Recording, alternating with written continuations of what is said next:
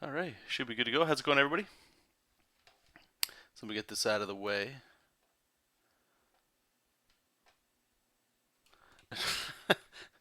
Thanks, Rick. Appreciate it. I actually I misread what you just said, and I thought you said you were gonna thumbs down this before it starts because you know the way it's gonna be. Oh, love it. So I hope everybody's well. Just a little quick update. Yesterday, we streamed over the weekend, and Saturday was fine. Nothing was wrong, but Sunday I couldn't stream for whatever reason. Tonight the same thing happened. I wanted to stream earlier, but nothing was happening. I couldn't get it to go at all. I don't know why. So far the only way that things are working are the event page. So we might stick with it. There's a little bit of pre-work to get it started, but who cares? Hopefully you guys like it. You guys get notifications and stuff a little bit better. Uh, Got Jesop over here. He wants to be part of the show. So anyway, we're gonna be working on Jesop King pages. We've been working on them for a while. We're always gonna be working on Jesop King pages, guys. If it's not this, it's most likely just Patreon drawings and stuff. So hopefully you guys get a kick out of that. Right now, actually on Saturday I think it was, we finished up all the silhouettes and the roughs. We worked on 4 pages batches, and right now I'm just working on the line art for that stuff. So let me get your chat up there in case you guys had any questions or anything like that. How's it going? Undead, Night Orc, sorry. Tyranny, Pisani. Well, there you go. See? Picardo. I'm definitely not going back to Picardo. Honestly, I'm stuck with, I'm sticking with YouTube. I know we were talking about Twitch actually over the weekend, but I'm sticking with YouTube until something shows me otherwise. It's just a lot more convenient. So, for now, but who knows what happens, right? This page is coming along pretty good. Well, we're almost done this one too. It's a lot of this organic rock stuff.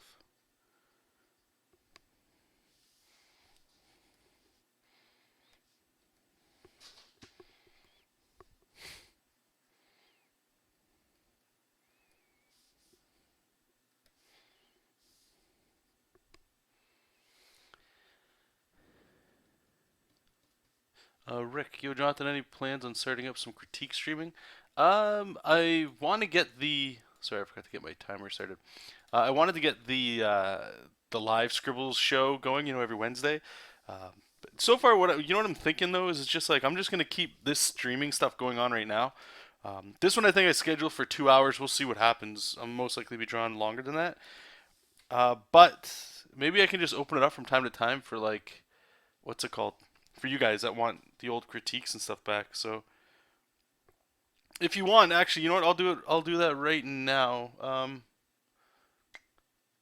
Actually, get your stuff ready in about maybe 20 minutes or so. Once I finish this page, I'll do like a critique or two. So if you guys do have something, just get it ready, and then I'll throw it out there, and you guys can jam it in the chat. If not, I mean, it'll be something that we can definitely get going forward. Maybe do one a night or something. I don't know. We'll see. But thanks for asking, man. There's always so many things going on that it's hard sometimes to just remember this stuff.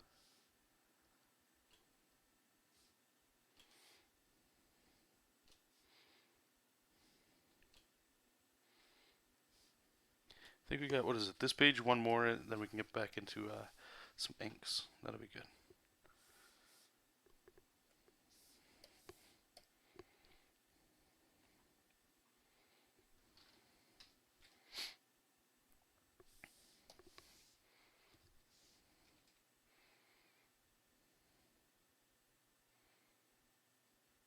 Yeah, no, exactly what Rick's saying there. Yep. It's the main draw for sure. All I have to do is just draw and click a button to stream and stuff. It just makes it easier.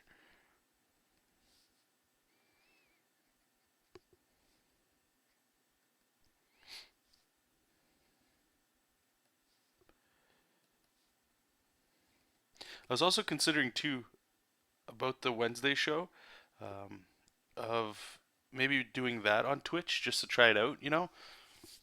Meaning not that like how I would normally do the show over there or how we used to do it.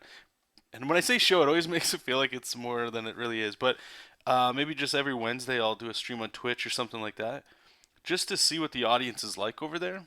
See if it's worth putting a little bit of time into it instead of just always streaming here on YouTube. We'll see.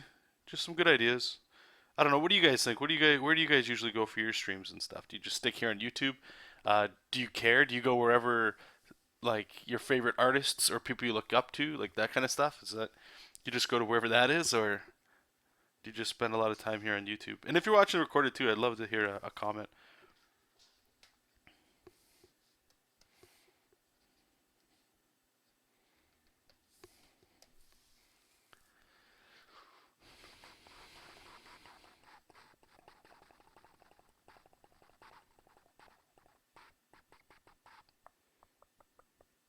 Okay, no problem.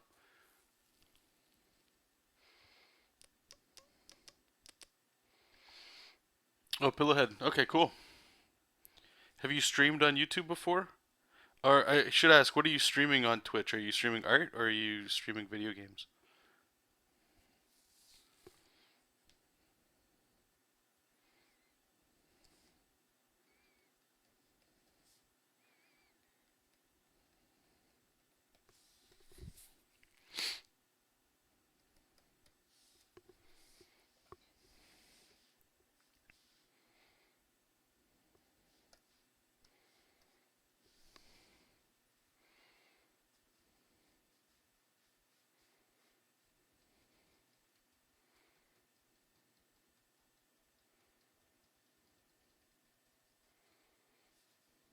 Okay, yeah, no problem. Twitch, Twitch would basically work just like this does. I mean, like YouTube's interconnected with Google and stuff, right? So if it's a lot easier to, I find anyway, it's a lot easier to be notified for certain people. Uh, and you guys have said this too. There's certain times I would stream just normally, and nobody would even know, unless you actually go in there and turn the settings on to be notified. Twitch is the same. You just sign up to Twitch and then you just click like follow, and then there's like a slider you can turn on saying, "Do you want to be notified whenever this person goes live?" That's pretty much it. And I'm pretty sure it saves all the recorded videos, but it might delete them after a while. I'm not too sure. Do you guys know? I don't really go too much on Twitch. I used to when my brother was streaming like Magic and stuff, but I don't really go there from time to time. But I'm usually just on YouTube. Hey Keeman, how's it going? Hey Matador.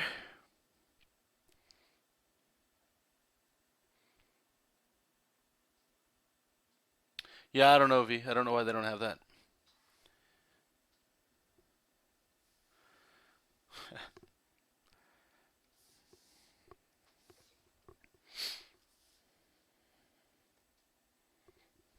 Hey, Jesop.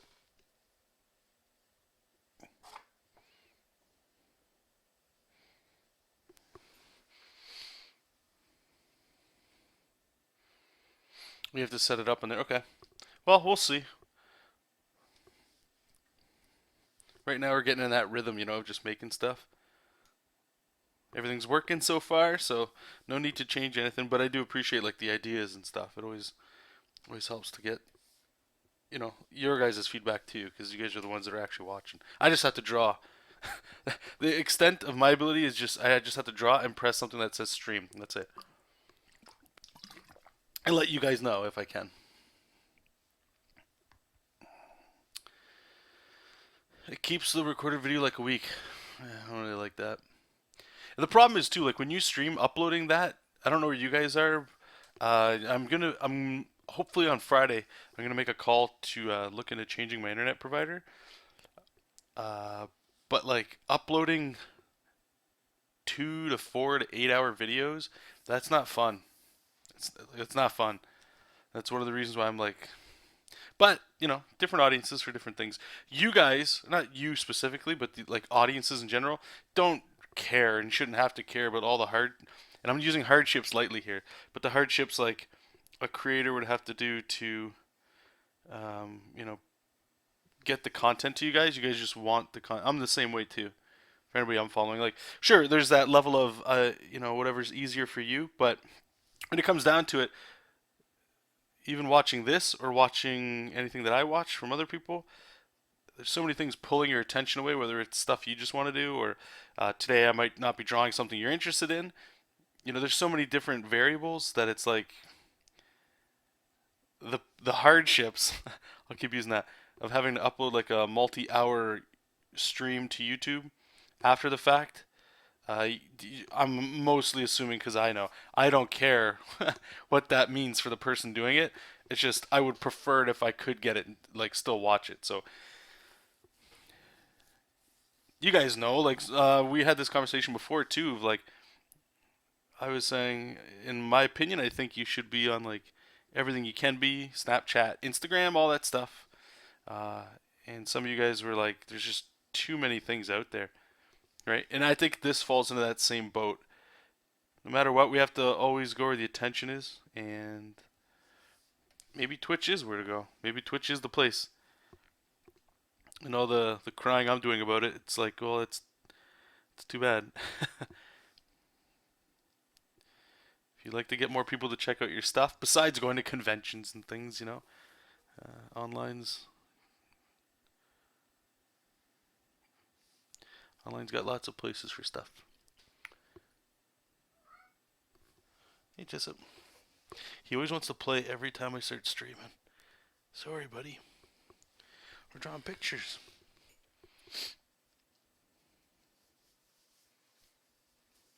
The no art category thing makes me. It could. Yeah, you're right. Sorry, Pillowhead. I missed what you said. Do you stream art or do you stream video games or both?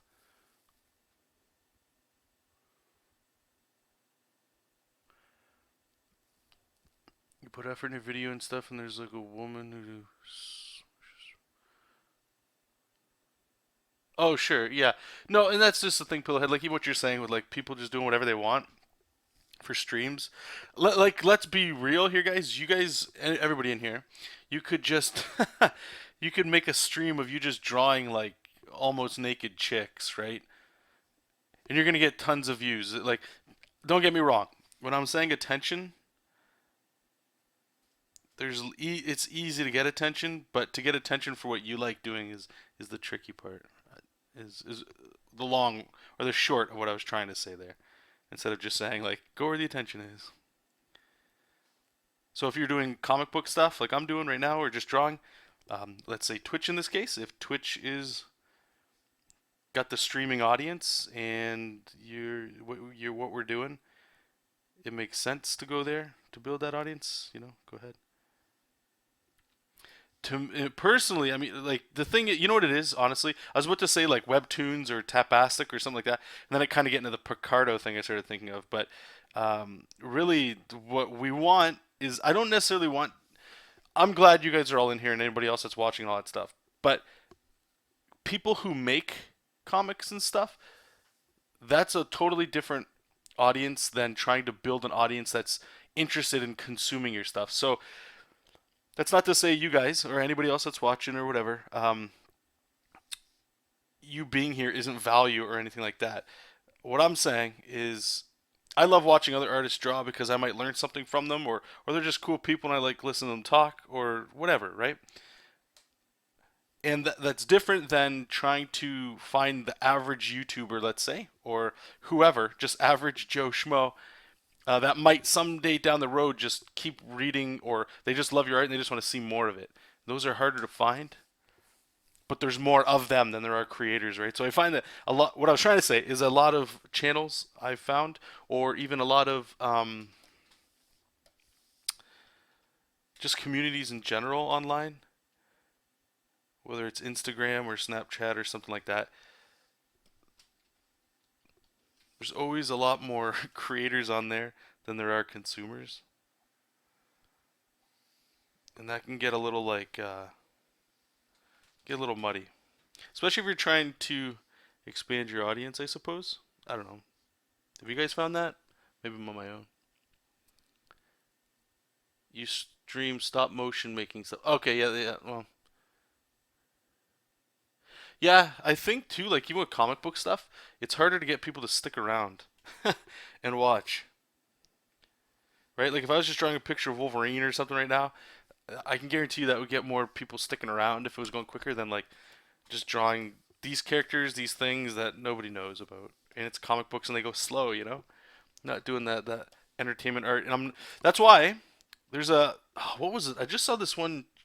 I don't know if it's a channel or what the hell it was. It was somebody drawing something, and it was a character called Soda Pop or Grape Soda Man. Have you guys heard of that? I love the art. I thought it was really cool. But it was like a recorded stream, so he was on Twitch, and then the actual drawing part he just like fast forwarded. But a lot of it was like what we're doing now, and then while I'm drawing, it would just be like sped up, and that stuff's super interesting too. It requires a lot of um, back end time, like editing and stuff.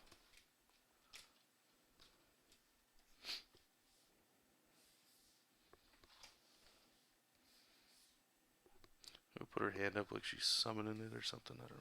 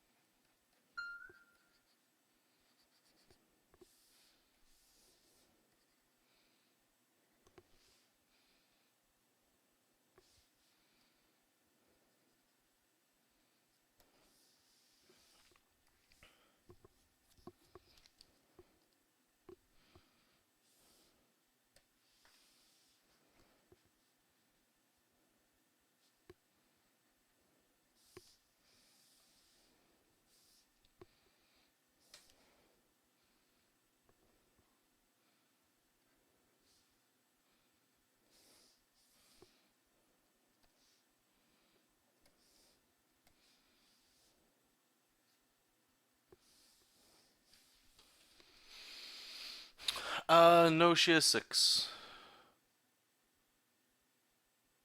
Did I draw seven?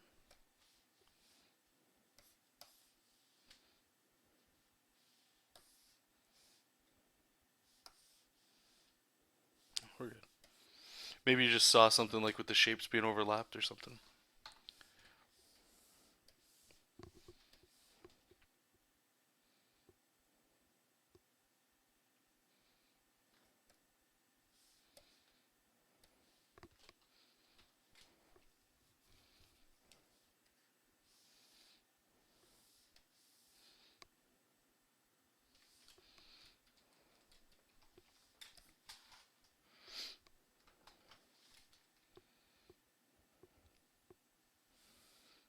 Okay, so I have that.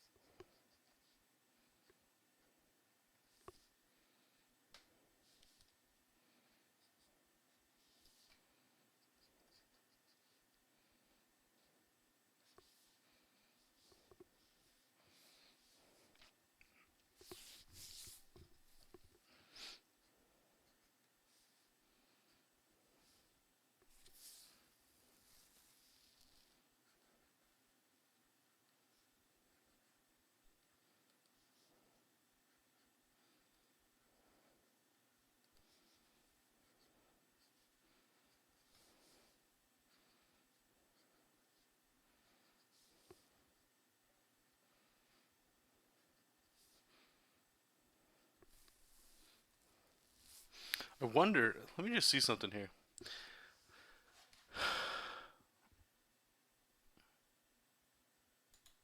Turn some music on, maybe. I think I have monetizing turned on. I don't know if I can turn that off. Let me see here. Stream status bad. Is the stream going okay for you guys, or is it all choppy and stuff?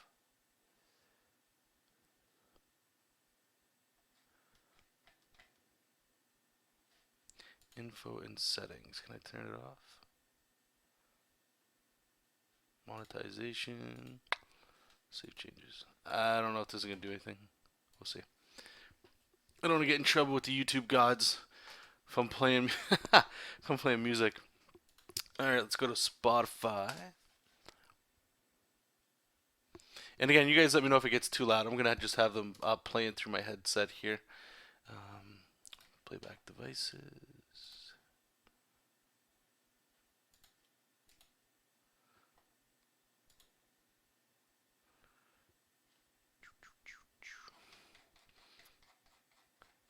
There's this new retro wave sort of band that I found on New Retro Wave. It's just straight fire, man. Perturbator? Perturbator? I don't know. Let me just see if I can get the...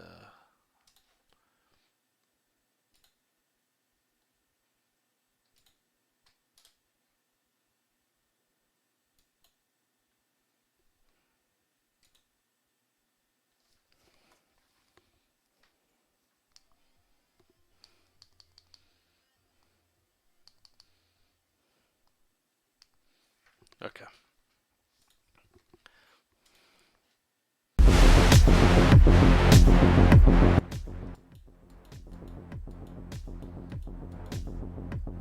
And again, like I said, just let me know if this gets too loud and you guys, I can see what I can do.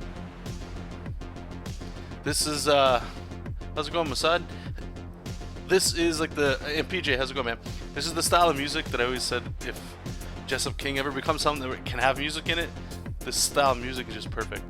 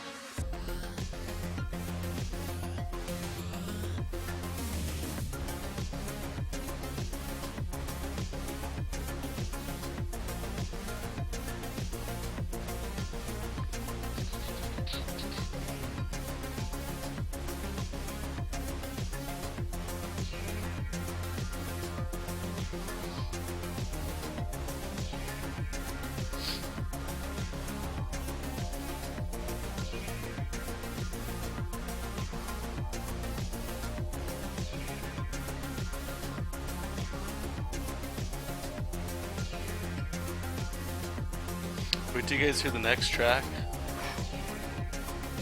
It's unreal. Also, if you guys have any questions, need any help with anything, by all means, fire them in the chat. We're gonna do if anybody's got it, we'll open up the critiques when this page here is done, so probably in about like 10 minutes. If you got something you want to critique, just get it ready. We'll just do quick ones too, if anybody has any. Gotta make some dents. Jesop King, eh?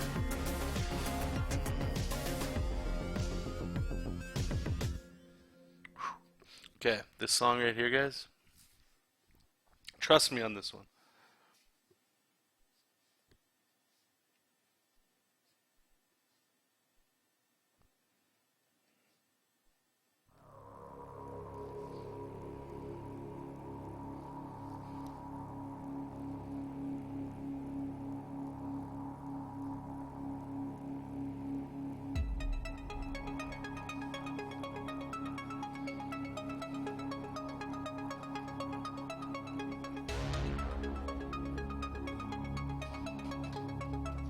Hey Justin, how's it going, man?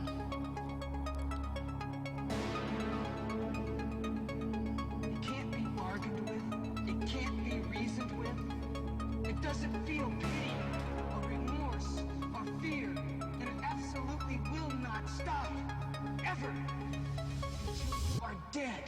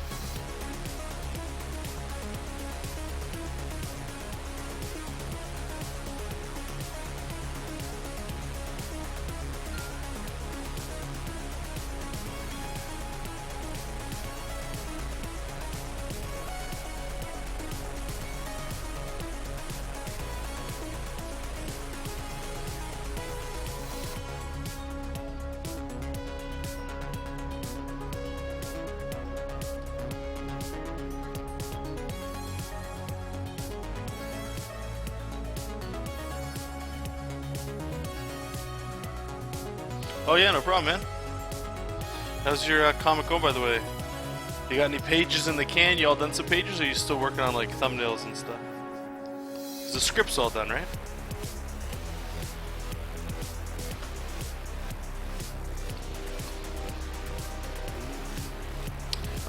So she's gonna have some lightning coming out here. I'm going to maybe wait. We'll see. Might just sit with the special effects. Once we get into coloring, all that stuff, we'll see.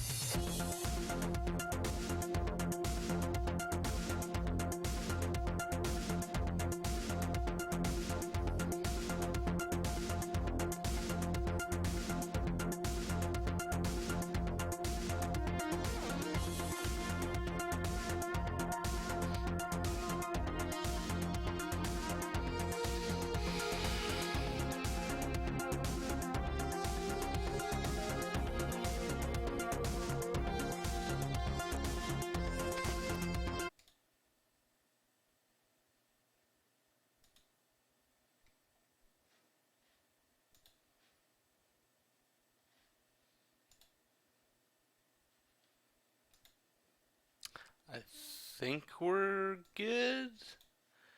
I don't know. Should be back.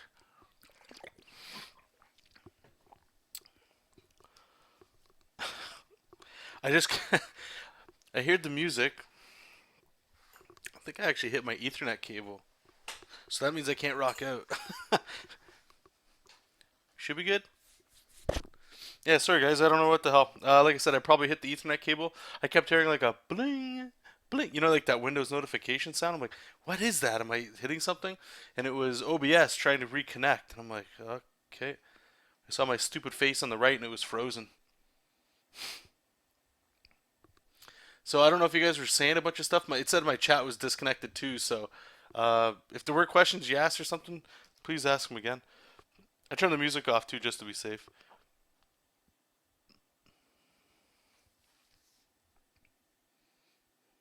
Lesson learned.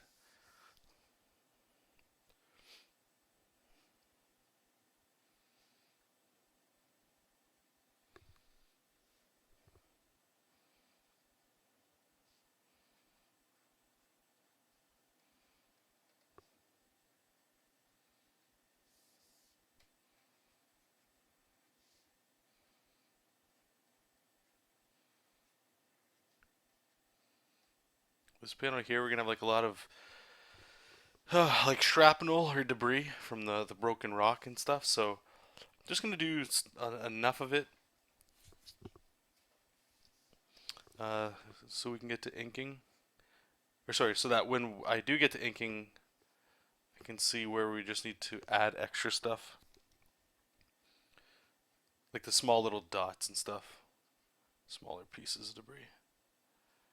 Don't know where we need to worry about them right now.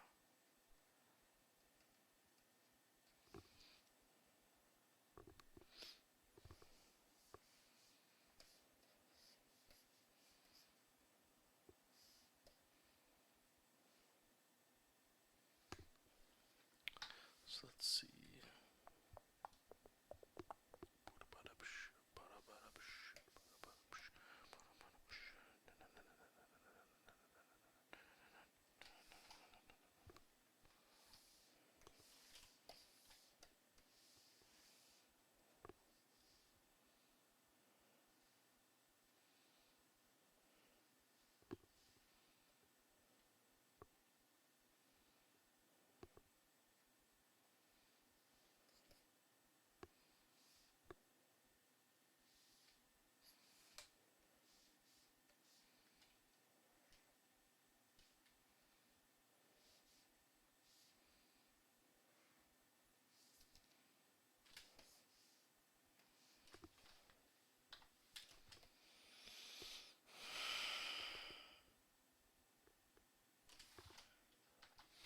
Wow. What am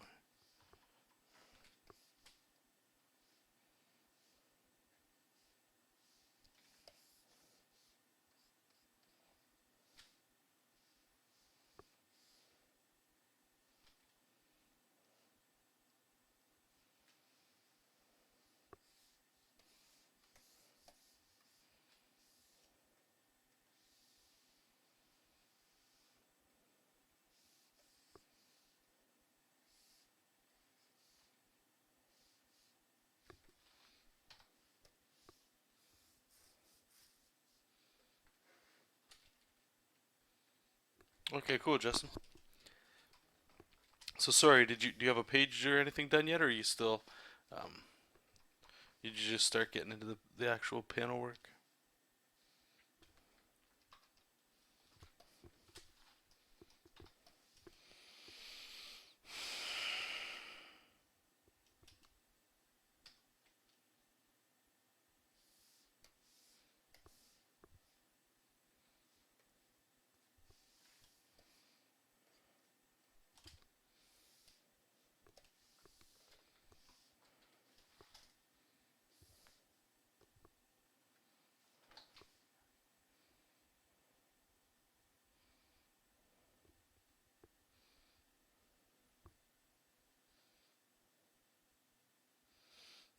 Well, one step at a time, man.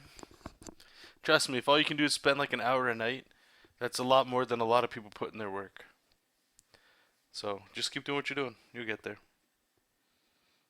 I think one of the maybe not the worst, but something that can cripple some people is getting in the habit of just say all they can do is work half hour a night or an hour a night. Um, but on the weekend they got open availability, so they don't work at all during the week, and then on the weekend they want to put in like 5 to an amazing 5 to 12 hours of just drawing. It sounds like bliss and stuff, but oftentimes what happens is life gets in the way, and then you don't have the time to make it, or you only put a few hours in. So this is the habit that I'm talking about, and we were trying to get to with my mush mouth is what you're doing is great. Few people can even do what you're trying to do right now, which is an hour a day. So for those of you out there that are looking to do stuff, try what Justin's doing, man. Just like an hour a day, half hour a day. That 100 days of making comics that have always been going around for a little while now. There's a reason for that. It's to build a habit of just sitting down, and just focusing on what you're doing for like a half hour a day. And you'll notice, ideally, what you would like is you're going to build habits from that. And when you get into that habit and routine, you'll end up drawing and working more, getting you to the end goal, which I'm assuming is the same for all of us, which is make more stuff, or make money off your art. And unless you're making art, you can't make money off of it, right?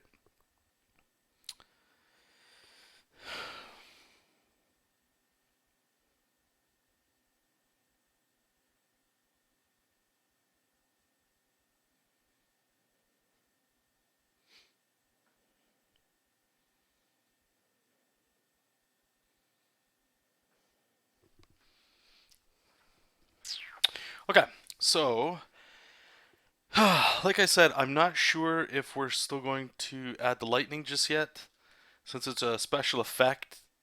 This line art, the way that I draw right now, doesn't really matter.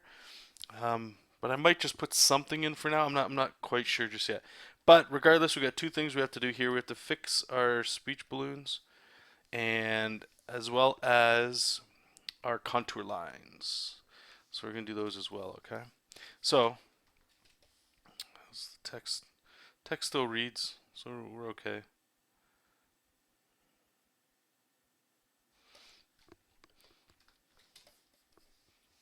Alright, so let's start fixing some of these things. Get our object selector. It's gonna actually shrink that just so it fits a bit better.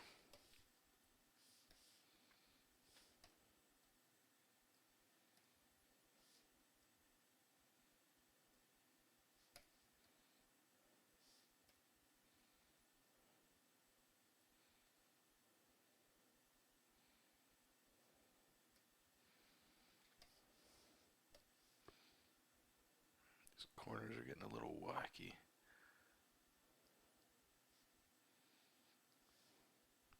I like the shape of just having them like really gross circles. They're a little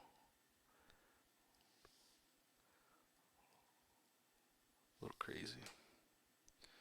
Just bring it in a little bit more.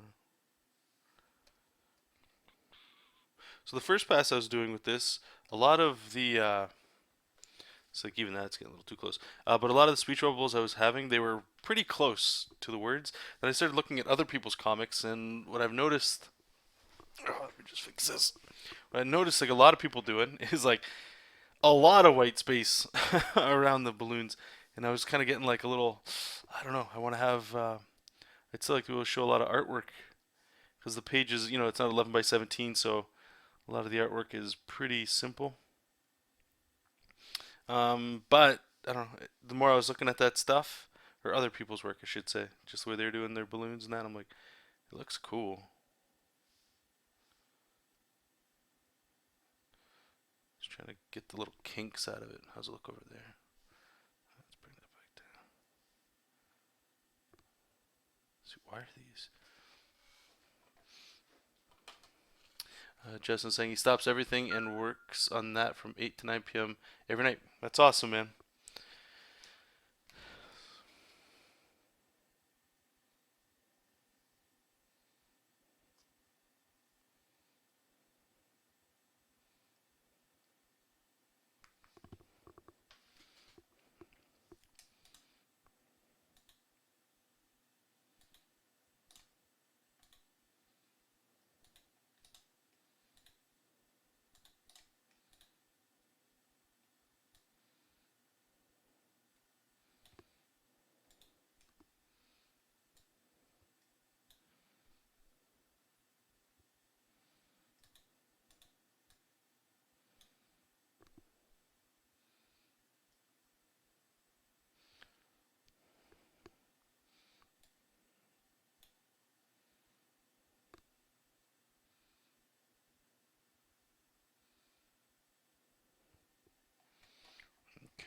So, got some tangents we got here. So, let's move Momo down a bit. Oops.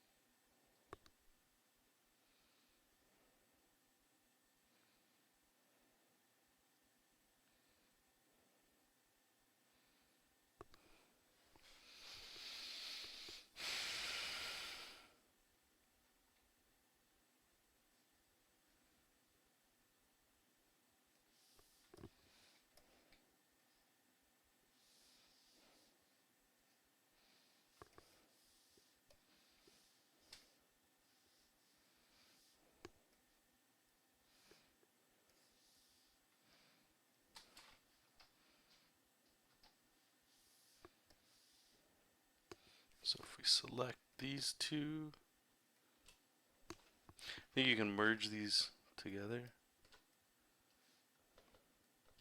Okay, where's that and that? Just Control E. I believe, yeah, okay, there we go. Cool. What I wanted to do is sometimes when you have like balloons not together that close like this, it'll put them on separate layers. So if you want to have like quick connection lines between them, you just merge them together and it'll create a new shape. I can show you guys if you're interested in that. If everything I just said went over your head. Okay, he's so stubborn. We're gonna have to change all that. Anyway, okay, let's keep this going. I hate this step. It's actually probably one of the, if not the most important part of the whole process, and it's not really that fun.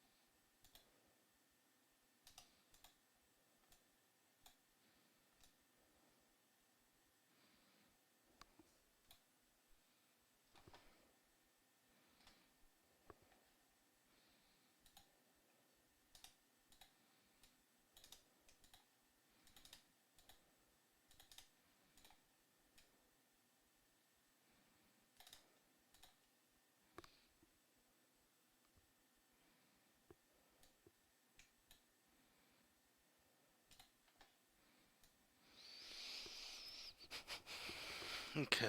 All right. So the next thing we do is I just make like a. Okay. So sometimes you get like these, or you want these cool effects, like the text to go outside of the shape or something. I don't know. The easiest way I've just figured out.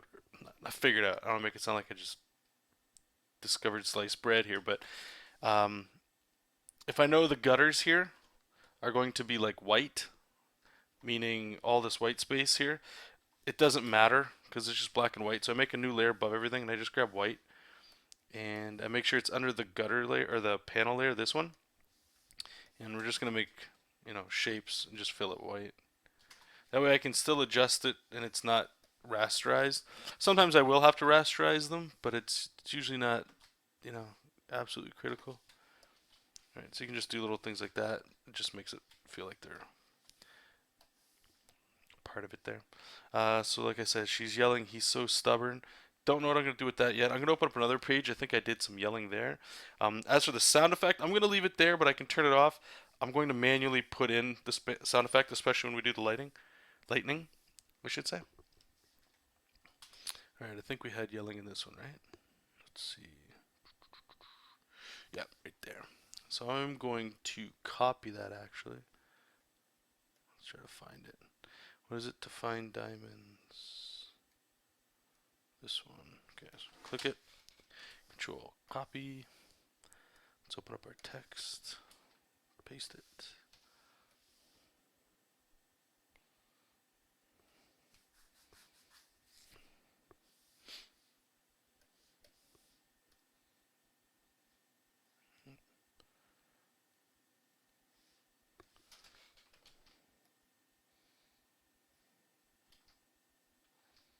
Alright, we gotta put it in. He's.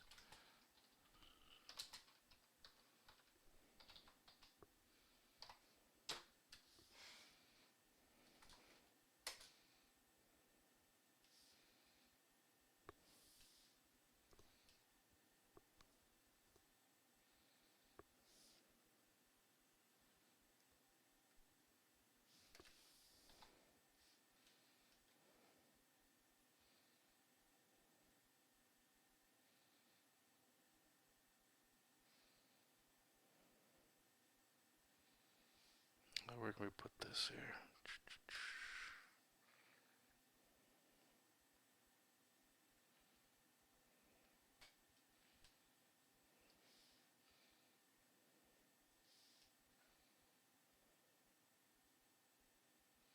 There's a lot of text there.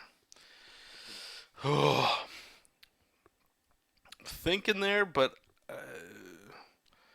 I just don't want people looking straight down with text, right? We did all that effort to try to. This is asking a lot when you have text here, and then a long panel with text at the bottom, then asking them to go back up here. A lot of that eye movement, like that's a lot of work, right? Because we've already got the motion coming out. You know what we're gonna do? We're gonna do this. We're gonna move it down so we see her as she's yelling. Where we got panel 4. Let's grab her. I'm just gonna move her up here since we got all that space. Get to see a little bit more lightning too. Let's go here. Let's grab our object. I think we can just, yeah. And this obviously is one of the cool things. Like if you're using, is it Adobe, what is it? Illustrator? Is what professionals use the letter, I believe. But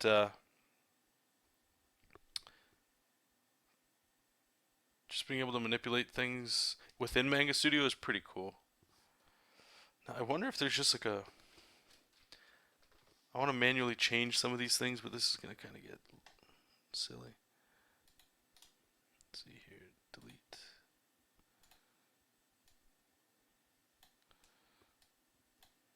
Just so what I'm trying to do here is make it look a little different than the previous page. So it doesn't look like I just copy and pasted it. Okay, so what's going on here? Switch corner. There we go.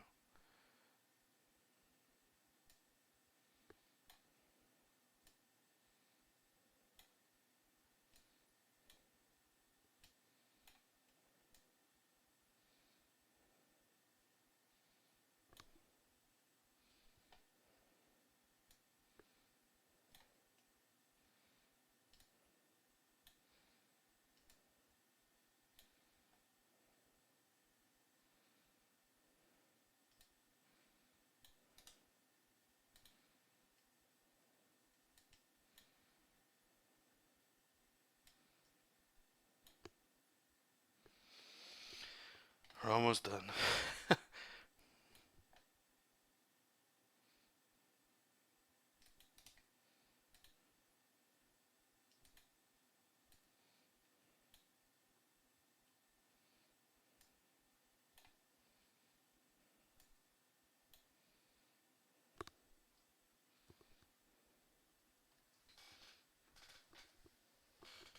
Hey, Jesop.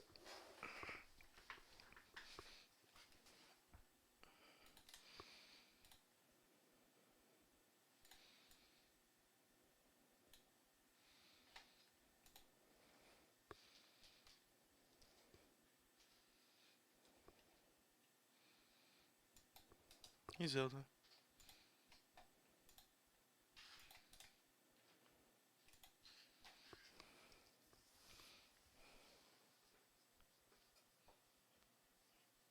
Hey, Momo.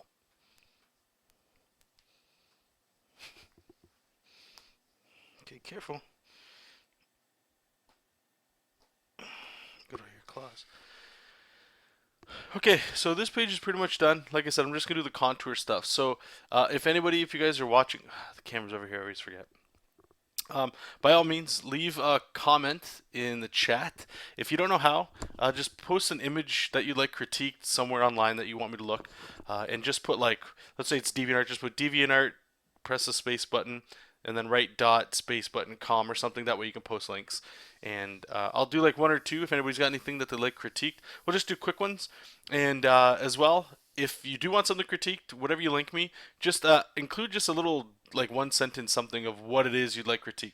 I don't really do the hey, can you just check out my stuff and tell me what's wrong. I'm not into that. I'd rather you be looking at something that you think is wrong, but you can't.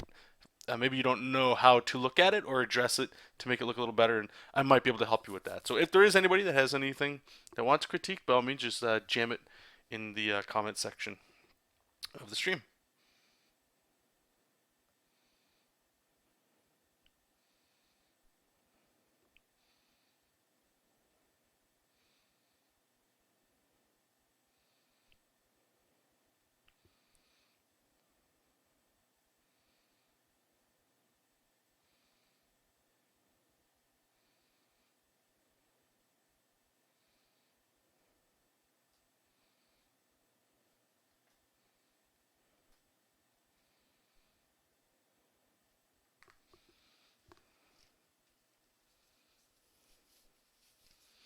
That I guess. Let me actually delete this here.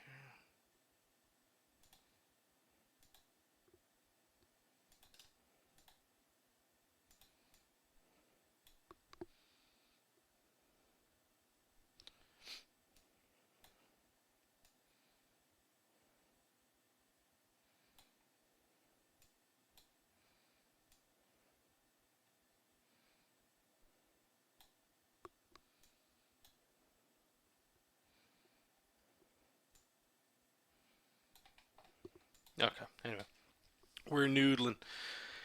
Okay, so let's turn that off here and let's do our contours. So we got Momo here again. Is it this layer? Yeah. We just want to make it a little bigger just to stand in front of everything else. Is 8. That works.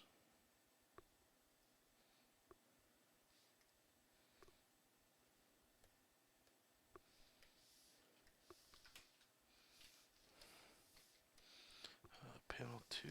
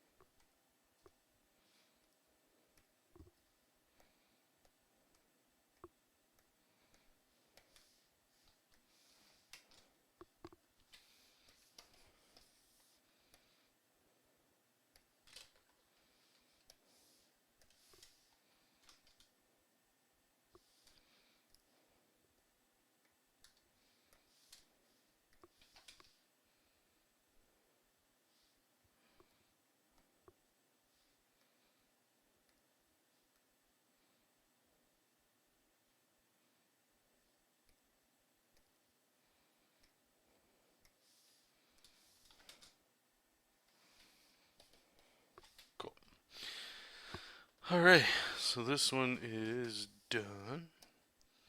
So we'll save that, and then we'll just save an ink version. Done.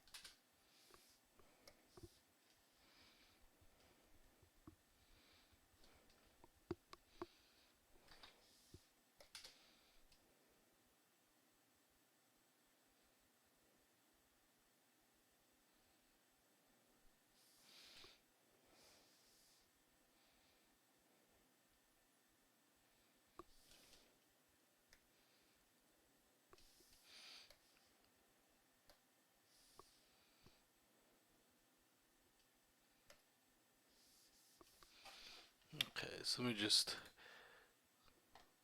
turn off my timer. Stop. Hour. So page 10.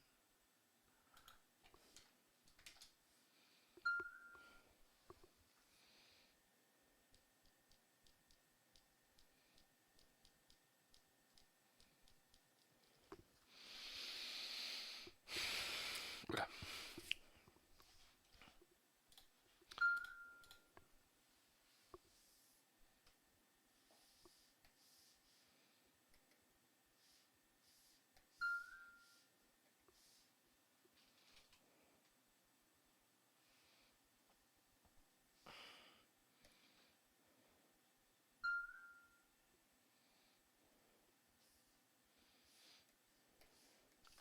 So I expect this one to take a lot longer than previous ones. This one's probably the most detailed page in the comic so far. There's some structures finally. There's a lot more characters going on. Um, so on average right now, let me just reset that. On average right now, it's taking about how long for the lines? Average of about an hour and like 15 minutes. So we'll see. Some pages have been up to an hour and 45 minutes. That's what I'm expecting for about this one. Maybe 2 hours. I don't know. We'll see. Ugh. Oh, let's get some stretches going. Okay, let's get our timer. Start. Hey Kevin, how's it going? Yeah, no, the lightning bolt I was going to put in, but I decided not to because I know when I get to inking, I can get the effects that I want. More importantly, the color. Like, I don't know how well this works in Manga Studio. I do this all the time in Photoshop, but essentially, this is what I'm thinking of doing for the lightning. I'll just show you guys. So like, let's fill this with black here, just so it's easier, and we'll grab white. So if I get like a texture brush or something, right, and it's coming like this, and it gets big, and I don't know, it'll do some like crackling stuff, and whatever the hell, just lightning. Right? Just looking for like a look. And this sort of thing, there's no real reason to do it with the line art that I was doing before. Um, Maybe if I was working with somebody else, there'd be a point, but anyway, so you do something like that. I don't think there's blending modes in here, which is interesting. Correction there. Let me see actually. If you click, what are all these up here? There's a border effect, watercolor.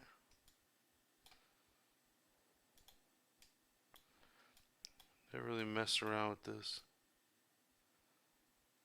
Ugh, looks like shit.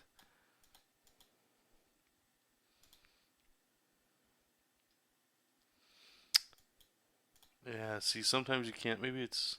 Let's see here. Do correction there. No, it won't be in there. Yeah, see, so it won't really be in here. So what we'll do here, I'll show you here. File, save as. We'll save it as a Photoshop file. Just so you guys can kind of see, I guess, where we'll be going with this Photoshop. So basically, what I'll end up doing is you would do this, and then on the layer underneath it, you just use like an airbrush and you blur out certain areas. What's cool about Photoshop is it does a lot of that stuff for you with blending modes, and then you can go over top and add some effects. So the reason why I'm trying to show you is there's ways to go about doing it, but at this stage right now, like I could just have an idea and just scribble in where I think the lightning bolt could go.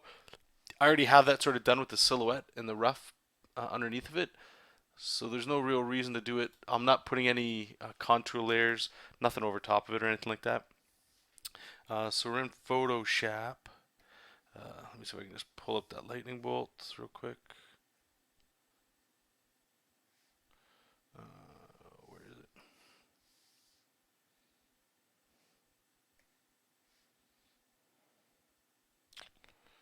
Cool. New canvas. Right, so we have this, and right away I can just go here, right-click blending options, and there's some really like slick stuff right out the gate. So if you go, I think it's what is it, outer glow? Yeah, we'll just go outer glow. We're gonna change that to normal. Doesn't matter. And let's just say I don't know, it's like a blue or something. Yeah, we'll go. I don't know how that's gonna look. And then if you just change the size, like you can get. Oh no, sorry, the spread.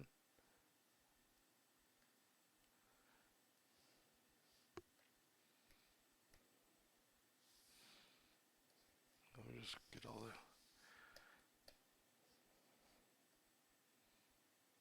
the right? Like even just that is got some pretty cool power to it, right? But you can start doing like some gradient overlays and stuff. Um, Inner shadow can get kind of cool. Normal, opacity. So if you want to go like a hot blue, let's just say.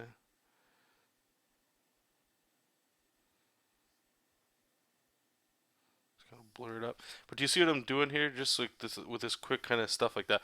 I mean, it's nothing really. And honestly, once you got this blending mode kind of thing in here, like if I grab a brush, um, anything that I draw, well, that looks like crap. I want a brush here. 1 second. I haven't been in Photoshop in so long. At least not here. Oh, that's why I was drawing in. Okay, so if I draw in white, it should just add. Whoops, wrong layer. It'll add the effect to what I'm doing. Right, so you can get little like details and all that kind of stuff, and really just noodle and whatever. Um, Let me grab like a lasso tool and we get like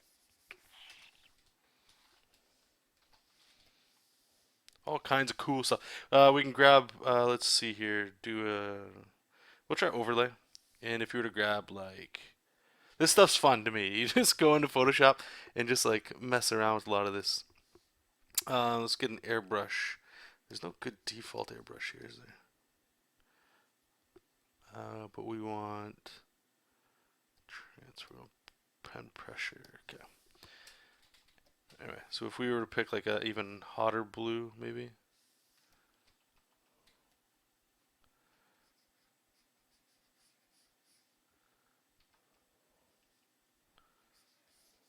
Right, like you can really start pushing the blues.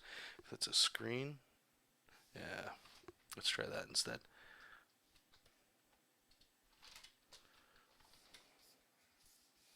Really can get, and this is sort of the stuff I'm not sure how you would achieve in Manga Studio. It's got to be in there.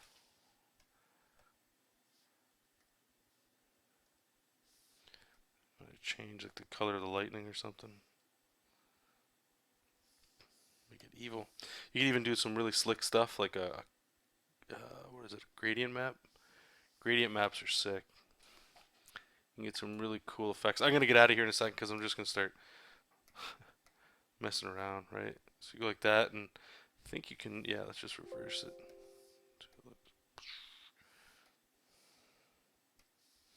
Want some rainbow lightning? Gross. But anyway, yeah. So that's what I'm gonna stick in here. This was done really simple. You can even do, check this out. This actually looks really slick. When you get like all of it like that, we're gonna select all, copy paste. Then we're gonna blur this, filter, blur, Gaussian blur. All this stuff's on the wrong screen. Yeah, maybe like there. And then you just put this to like screen or overlay, I think it was. Yeah, or screen. It's like this really nice blurred highlight.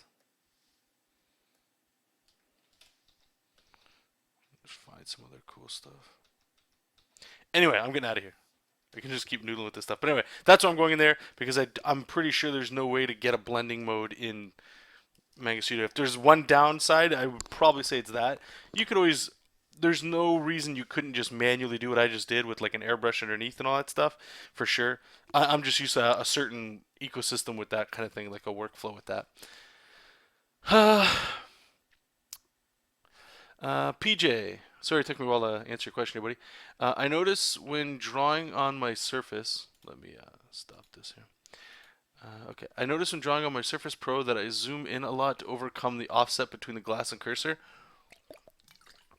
Did you find having the larger screen on the Huion helped with the offset problem?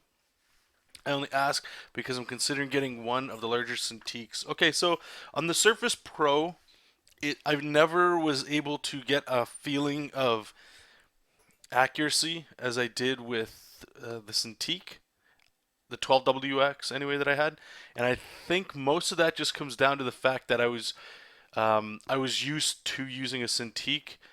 Jersey Droz, we talk about him all the time. I believe he has a Surface Pro 2. He draws all his digital stuff on there, I believe.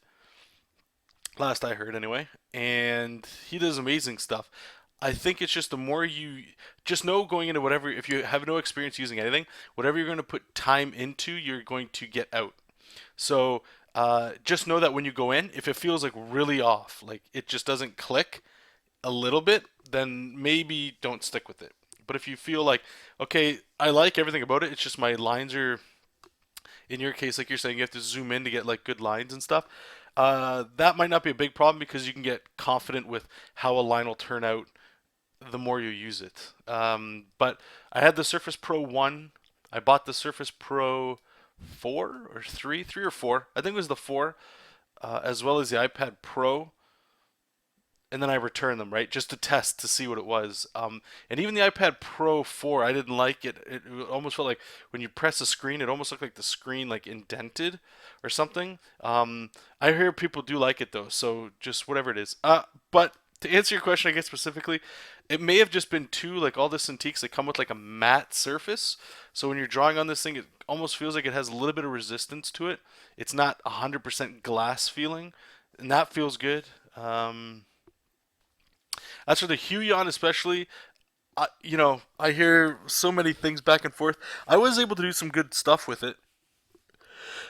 Well, I was used to it, but there were so many little problems that came of it that I don't think everybody gets. I just got one of those crappy ones or something. Like the pen stopped working. There's a little area around the middle where if I would drew, it would like do this. It would like not as drastic as this. I'm just trying to show you. You draw and like do that. So as long as I was aware of not going around there, I could move in other places.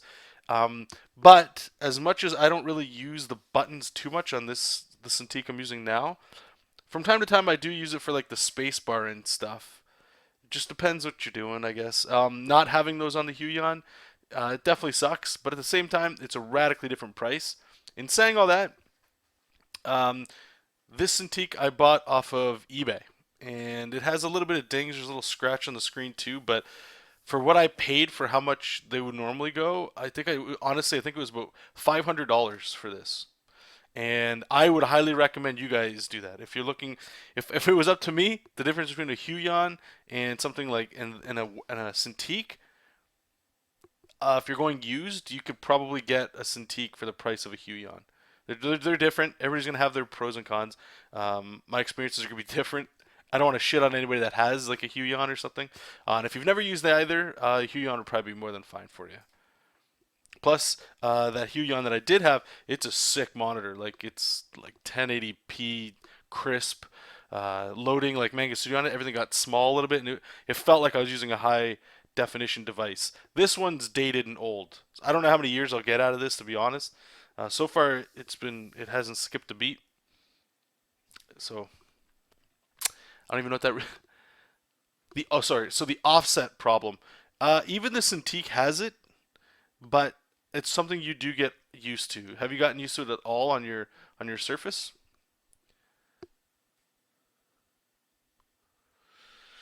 Have you heard of visual software called MediaBang Paint? I've heard of it, but I haven't messed around with it, Keeman. Regarding the offset problem, PJ, there's a neat trick you can do in calibrating your pen so the parallax problem is minimalized. Basically, you can add tons of calibration points. That's true. Undead, you can post it in the chat, just like wherever it says like .com, just put like space bars, like Google spacebar dot spacebar com, just to break it up because it filters out links. Anyway, I hope that answered your question.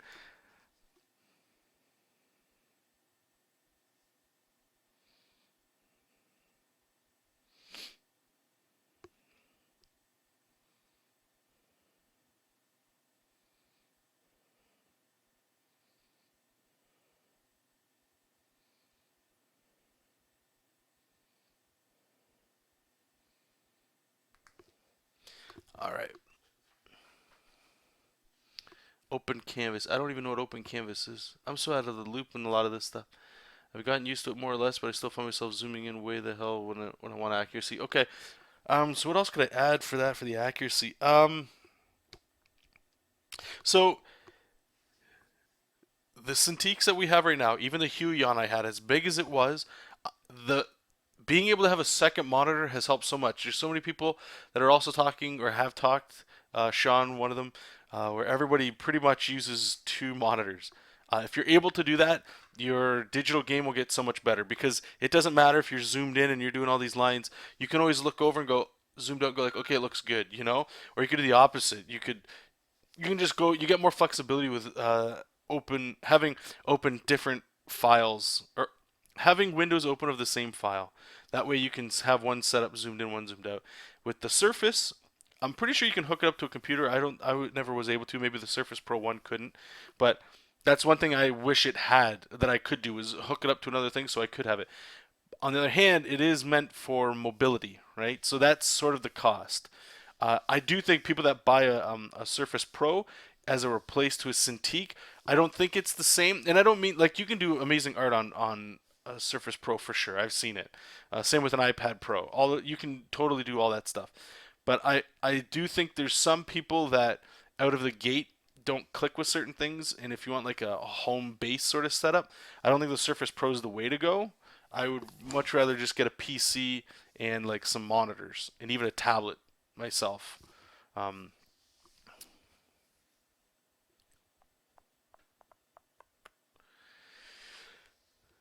Lots of monitors is good. Sorry for all the yawning, you guys. I apologize. It's been a long day.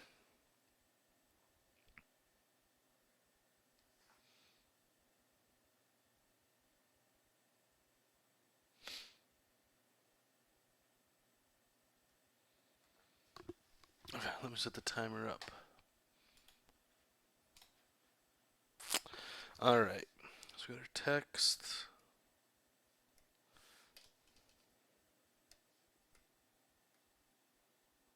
Okay, we don't need the thumbnail layer. Let's combine all this stuff.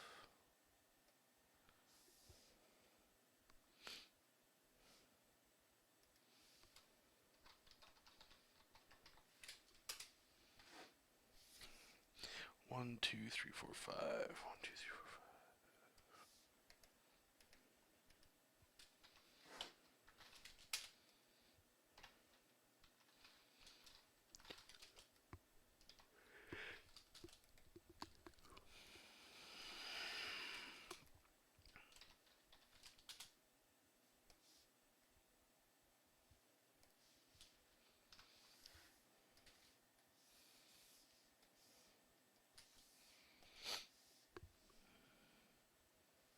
You get the Surface Pro 3 for mobility, but I'm reasoning I mostly use it at home anyway. Okay, PJ, yeah. I found myself in the same boat. The reason I looked into the Surface Pro, honestly, half of it was new stuff. This is kind of cool. And the other half of it was like, I'm always stuck here. If my girlfriend comes over, um, instead of us always having to be in separate rooms if she's watching TV or something.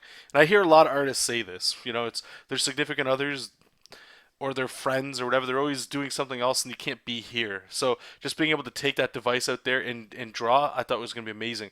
So when I got it, it's not comfortable. It's comfortable enough, but it's not for full production work. At least I found for myself. So I was buying things like a laptop stand so I could put it on there so I could rest and still get in there. But it's what I found I was able to do like roughs and breakdowns and things like that. Clean, tight, finished work. It was more trouble. Like I'd get more agitated. And if that was the case, then if I was with somebody, like my girlfriend in this case, and I'm trying to get inking done or something, just so I can be around, and I'm get agitated and like undoing and stuff, and then I know I could just go in the other room and have this done. It wasn't good. So I was in the same boat. Either A didn't use it or I was using it like in here for stuff, and that sort of killed it for me because that wasn't the intent of why I got it. That's why the iPad Pro, it was awesome. I still think that's the best drawing thing that I've had so far. I felt like I could get very close to finished stuff, but it's the little things like I can't run Manga Studio on there, which does suck because I would like to be able to just do everything on a mobile thing, right? And really, the only alternative that's come up that I keep hearing about or whatever is just like the what is it, the Wacom whatever the mobile thing is, and I am not about to spend that kind of money. If I was commuting or if I was actually like out and about, like you hear all these other artists, the ones that go to coffee shops all the time and all that stuff. If I was that guy, then maybe I would look into something like that. If I was making money off of my art, right? I do think there's a lot of people that are hobby artists, and if that's the case, dropping some big bucks on something like this is kind of, I don't know. If that's the case, if I don't, maybe not a hobby artist is the correct word, but maybe you're an artist that doesn't make a lot of money or any money right now, but you would like to. So maybe in that case, like a Huion or something would be perfect because it isn't a sweet price point that it's pricey, but it's not so pricey that I think you guys would go in massive debt or any debt at all. You could probably save up for a month or two or three, really, of just stop going out places that you shouldn't, and you could save up and buy a nice juicy Huion, right? And you would be more than set instead of like dropping like 3 grand or more for a Cintiq, especially if you're not making money. I know some people don't want to hear that. Some people don't want to hear that, or it sounds a little like nose in the air stuff,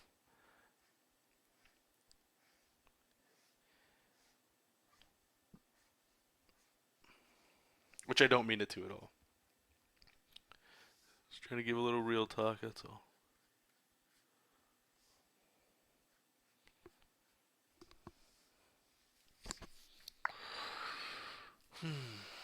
Justin saying, FYI, if you're on Windows 10, you can wirelessly make a PC a second display and do it in your companion too.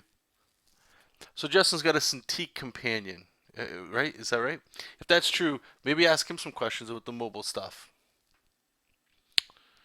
Nothing beats sitting at a drawing table. Yeah, I draw my Surface Pro on my drawing table right now. I want to get a Wacom companion or mobile studio, but can't afford it. Yeah, no, they're crazy expensive, man.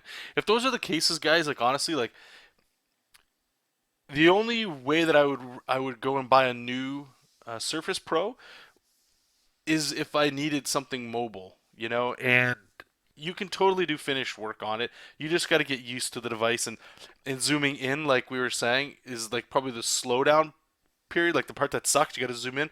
But let's be honest. Look what you have. You have a mobile Manga Studio, if that's what you use, or Photoshop. That in and of itself is huge. Your only other option in most cases, is the Cintiq stuff, and that shit's. Let's be honest. If you're looking at buying that stuff, I would hope, please, guys, if you guys are looking to buy like Wacom anything, besides like the tablets that you can draw on, those are, I think they're reasonably priced, but like a Cintiq of any kind, please just look into getting it if you're making money already. Or maybe the first check you just got from making your art stuff, you just got a payday. You got 3 grand off making a comic book for somebody. Maybe then do an investment. But don't, like, if you're still like learning, um, especially if you're still learning, don't do it because some people, I hope it's not you, but some people, they just fall out of love with art or whatever, and now you're stuck with this monitor, and then you're gonna sell it on eBay, and people like me are gonna buy it, you know. Or if you are gonna buy a Cintiq or a companion or something, check eBay. Yeah, especially if you live in the States, you guys are so lucky. On eBay, there's like a whole bunch of resellers that are selling like lightly used or whatever products for like so much cheaper. I forget the name of it. I was looking. Jersey Droz anyway. He talked about it when he got his Surface Pro 2 for like a ridiculous price. And I remember checking. I'm like, oh, only ships to the U.S. Great. And I mean the deals were out. Not like I don't want to sell it like it's like oh my god it's more than half off. But they were at a point where you're like maybe it's still a little uncomfortable to spend it, but it's not new. You know, it's not new prices. And again, a lot of people that are reselling this stuff, they're not people that draw 8 to 20 hours a day. They're just people that draw like an hour every other day and maybe on the weekend, or they started good and then they just got off the wagon, you know, and they need their money back because they spent so much. That's all.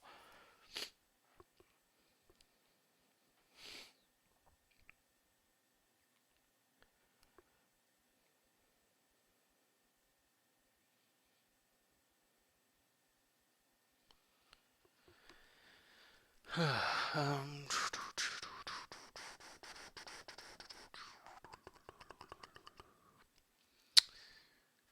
Justin saying if you want to make your second display wire or how you he was saying sorry somebody Jazz was asking Justin how do you make your second display wireless. Justin saying you click the notification center and click project and your PC that you want a second monitor. So anybody that's trying that stuff out, you can check that, see if that'll work for you.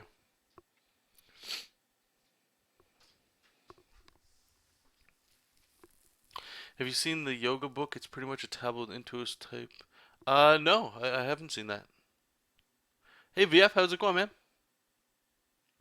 PJ, I'm at a point this year that I can afford to drop 3 grand on a Cintiq, but in a few years I won't be.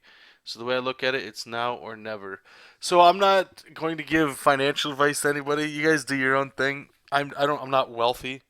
And again, it's not like a.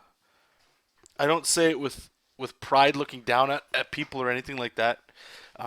But and you could just not listen to what I'm saying. But for those of you that might listen, and if this does help you at all, don't ever go into any kind of debt for art. Just my opinion. And obviously, I haven't worked at big studios. I haven't worked for Marvel DC or anything. But I'm fortunate enough not to have any debt whatsoever, just a mortgage for my house. And I can save a little bit of money every month. And I'm lucky. I know a lot of people don't have that or whatever, right? I kind of look at buying art stuff as like a car. Don't buy more than you need. So, and I'm not criticizing anybody in here doing their thing, but a Cintiq is not going to make you a better artist. A Cintiq is not going to get you where you think you need to be. A Cintiq will not. Cintiq will give you nothing. Um, what's a good way of saying it? A Cintiq is not going to not magically get you where you want to go, but it's not the missing link in your package of what makes you awesome as an artist. Okay, if that's the way you're going into it. If you just have money or something in this case where it's like, you know, I don't have debt. If you have debt, I mean, I'm having a different conversation with different people. I look at debt a lot differently than a lot of other people. Um, so I mean, I'm sure where I'm coming from is going to be a lot different than what I think a lot of people would agree with. But in saying all that, the tool isn't necessarily the means of where you're getting at. We've already talked about a whole bunch of other things that'll get you there. If money isn't an object and you're still like a hobby artist that maybe someday soon you'll make money off stuff, that's cool, right? Or maybe you just work a day job where you make a lot of money, right? And if that's the case, then then I guess go ahead, especially if you don't have debt. But again, if you've got debt, the last thing I'd be looking at is like art tools myself. If you don't have debt, you know, and you've got some money saved aside, I think that would be the better bet. But like getting And please don't think that, let's say you have debt, that getting like a Cintiq or something like that. Oh, I gotta shut this off.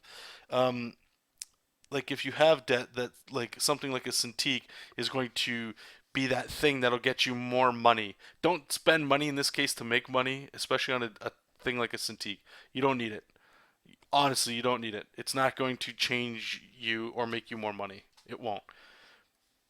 But if you're stuck at buying stuff and money's tight, then I would highly recommend checking out used stuff. There's nothing wrong with the used stuff.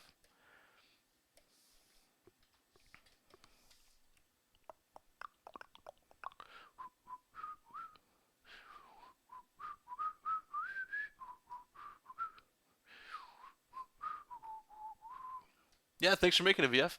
PJ, it's just an expensive toy. I've wanted one for a while, so I'm strongly considering it this year's. So I don't want to, step on toes. I know when you start talking about money and things, it gets along the same thing as like religion and other things. You question people's stuff or how you're brought up. So again, I don't want to push buttons with any of that stuff. I'm just saying, when I hear things like tax returns and stuff, you know what? I'm not gonna say it. I'm not gonna say it because it's gonna sound like I'm judgy, and I don't want to be that because I'm not. I'm not that. It's just I'll just say this one more time, and people can agree or disagree. That's fine. Just my view on it, because there's gonna be people that are watching the restream of this, and I just want you guys to hear that if you have debt besides a house, I'm talking like school. If you've got debt, okay, if you're paying for a car, that's too much car or something, or you still got student loans or something, anything like that. Do not buy, especially do not buy a Cintiq, but do not buy things until your debt's gone. And I know that sounds crazy, but that's just my view on it. And again, I'm gonna stop because it's always gonna sound like I'm preachy and I'm judging, and I don't want it to come across like that. And if you go ahead and you do it anyway, I mean, all the best. I hope it still works out for you, and you at least enjoy it enough that you get use out of it. That's all. I don't like when people spend big money, especially on like a Cintiq, because it's the big thing that the professionals use or something. But it just I get like goosebumps when I hear some people just get it, and then the heartbreaking thing is again, it, it's just like a fad or something. It's okay. It was cool for a little bit, but then now I got to sell it. That breaks my heart, especially if you need money. Like if you're in a hard spot or something, or maybe you could have used that money for something else, but now it's like shit. Now I'm in a bad spot because I made that purchase or something. That's all.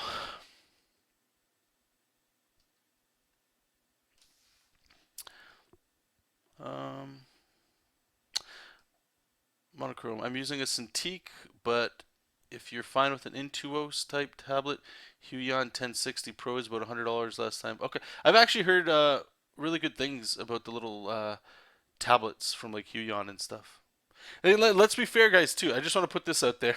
I love putting this out there because it almost seems like really, yeah, I'm using a Cintiq. I get that, but Freddie Williams, we talk about him all the time. Like I've just recently talked to him in an email or whatever, and for the most part, it just sounds like that's all he's using is a bamboo, and he's doing big books. Thundercats, He-Man, Batman, Ninja Turtles. Yeah, his art style might not be what you do and stuff, but what I'm trying to get at is what I'm really trying to sink down is this is cool. Don't get me wrong. I'm very fortunate and lucky, and I'll always say that I've always wanted a big Cintiq ever since I saw them too, but I couldn't afford it, so I started with the small one. And honestly, I would still be using the small one. I just saw an opportunity for the cost that I was saving up to buy a Cintiq, and I would always look every now and then, try not to look too much because then I'd pull the trigger too quick, and I would regret it kind of thing. I saw one for super cheap, and I was like, that can't be right. So I contacted the person, and You know, the reason it was so cheap, to be honest with you guys, is it didn't come with a pen.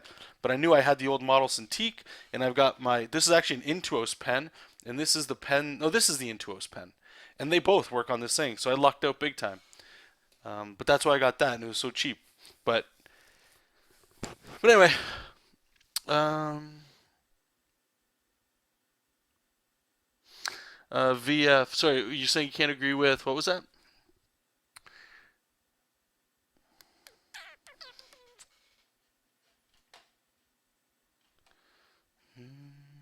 Monochrome got his Cintiq 13 HD used for $400. That's disgusting. That I'm Will Robson. You guys know him. He's drawing Marvel books, and he's using the same thing I was using. This Cintiq 12WX. I got sorry. So the reason I wanted the bigger stuff is just because I would like the more room. But I will be honest with you, I still actually semi prefer the smaller one just because of it is super comfortable. And having a second monitor, it's just once you get used to a bigger monitor, it's nice to have to be able to see more of the screen. But look how zoomed in I am right now, right? Like this is pretty much the same zoomed in level I would have been on my smaller Cintiq. It's just that my zoom levels are a little different, so I can still work out a little bit further and see more of the comic page. Like when I'm not streaming with you guys, I'm usually like this, and I can see a little bit more, and I can just jump back and forth between things, and that's very nice. That's the only reason I made the decision to make that jump. But for me, like even the 13 HD, I always said to myself, if my old Cintiq died while I was using it, I would have bought just the 13 HD. I wouldn't have spent more for like the bigger guy. Because the 13 HD, I believe the color is even better too. So even coloring on it would be a lot better.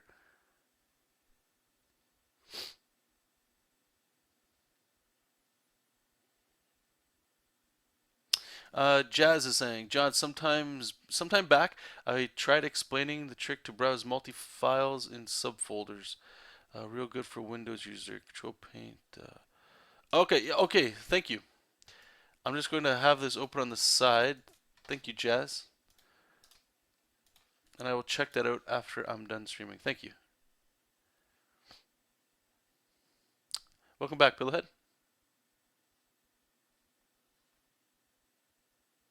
No, V, don't worry about it. Come on. You know where you are. It's an open chat.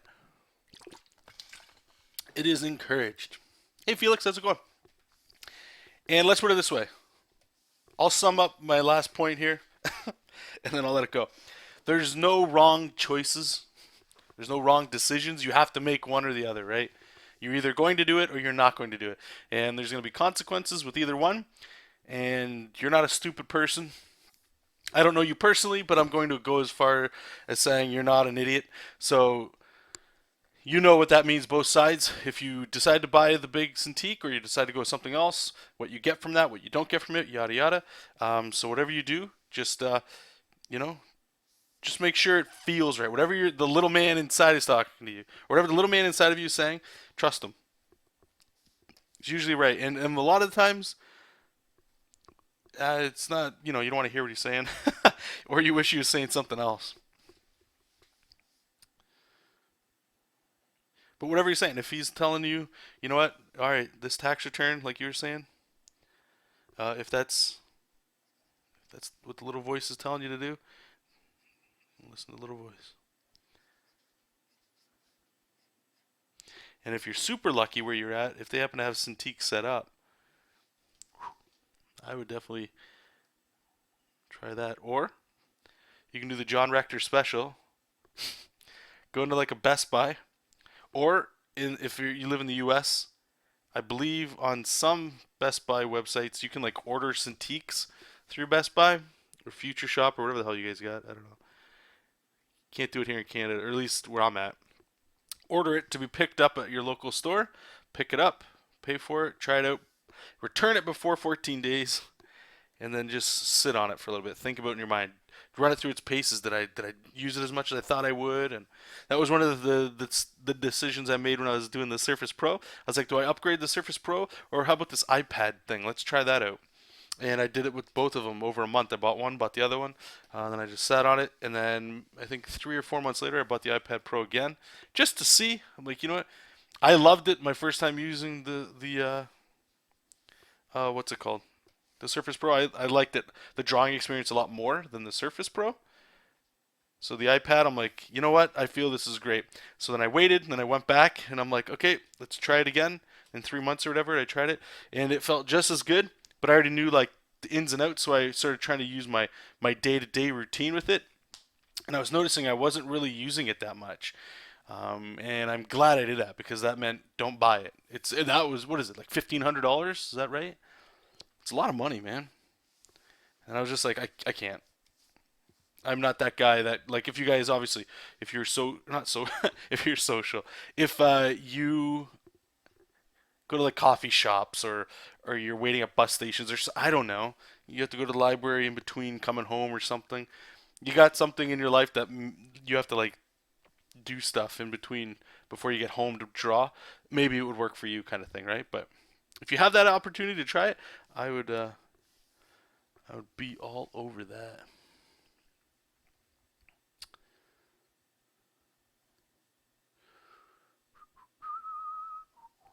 Hey Darren, how's it going, man? Welcome to the show. PJ, you live in Halifax. Okay, so you're one of my Canadian brothers. I feel your pain. I think Toronto, you can. I would have to imagine Toronto. They got some set up somewhere. Probably Ottawa, like big cities. I know Halifax is big. I had nothing here in Windsor either, so I feel your pain. It's almost like a leap of faith. I think the old Cintiq I got, the 12WX, I bought off of Amazon actually.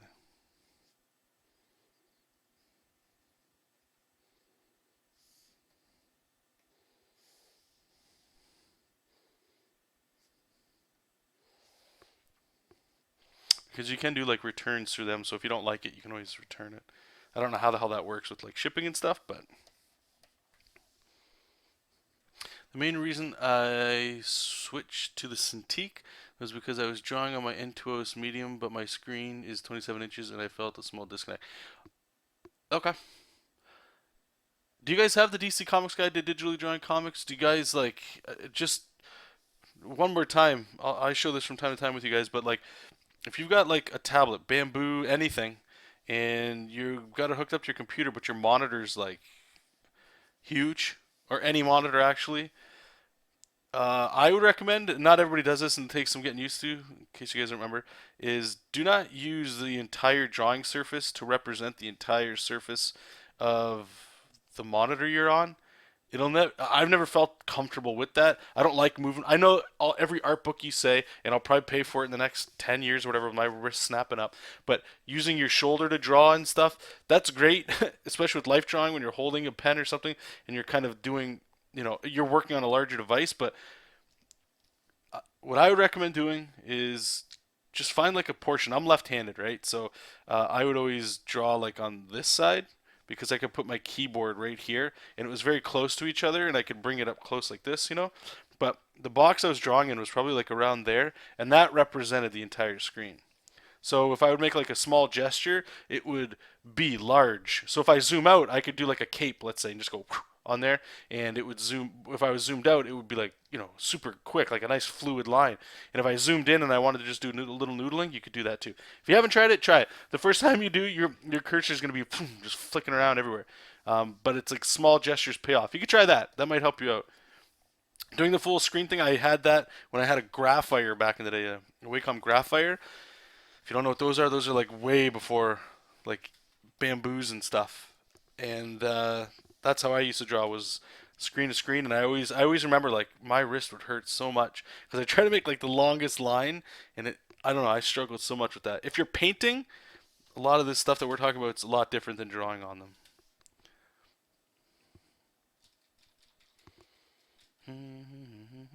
Hey Azza, how's it going? You need a tidbit or a tablet in your life? A tidbit. You need a tablet in your life? Yeah, Darren was saying that too. He's hoping we can get some plushies or something made of those. Hopefully we can get a lot of little critters in there that you guys like. Uh, PJ, I found when drawing on my bamboo, I couldn't relax my wrist, and it got really sore to the point where I couldn't draw without being a pain, so I gave it up. Yeah, no, you're speaking the same language as me, man. When I was doing this long motion stuff, my wrist is all over the place. But when you bring it smaller, it's a lot less. I don't know, a lot less wear and tear. I found. Yeah, well, obviously, yeah, like what Pillow is saying. I'm just saying, try it. Not everybody's gonna dig it. Some people, especially, okay, I'll tell you this, especially if you're used to drawing one to one, it's gonna be radically different for sure.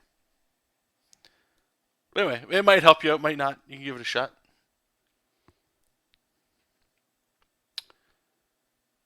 PJ spent a good month on it. Yep. And again, right? And I will say, some people use Cintiqs and they hate them, and they go back to the tablet. And some people hate tablets and they go to a Cintiq and they love it, right? That's why I honestly wish that there was more places that had these set up so you could test it to see what works for you.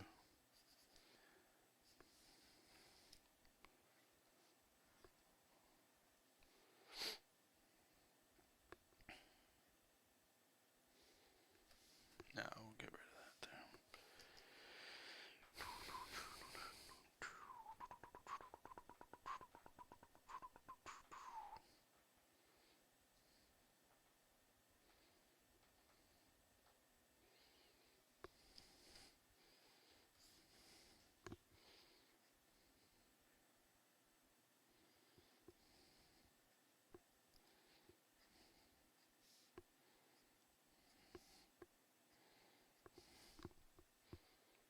See you, Justin.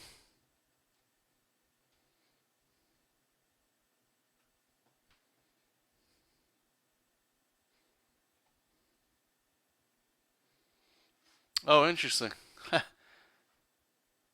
That's funny, man. Hey, Jonathan, how's it going? Shoot, it's been 2 hours in the YouTube stream and only catching it now. Well, we're about to wrap it up, so I'm just joking. Probably gonna be drawn for at least another. What is it? 8:30. It's only 8:30. We'll see.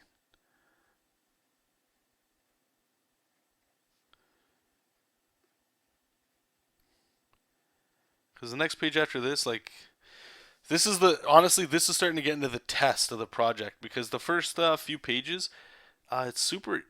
I'm gonna call it easy stuff. It's just talking heads, a 3D modeled ship, and rocks for the backgrounds, right?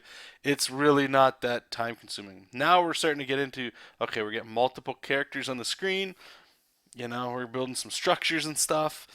Where the story's gonna be going, they're gonna be going to like it's not a huge city, but it's like a village. So there's gonna be an ecosystem that works there.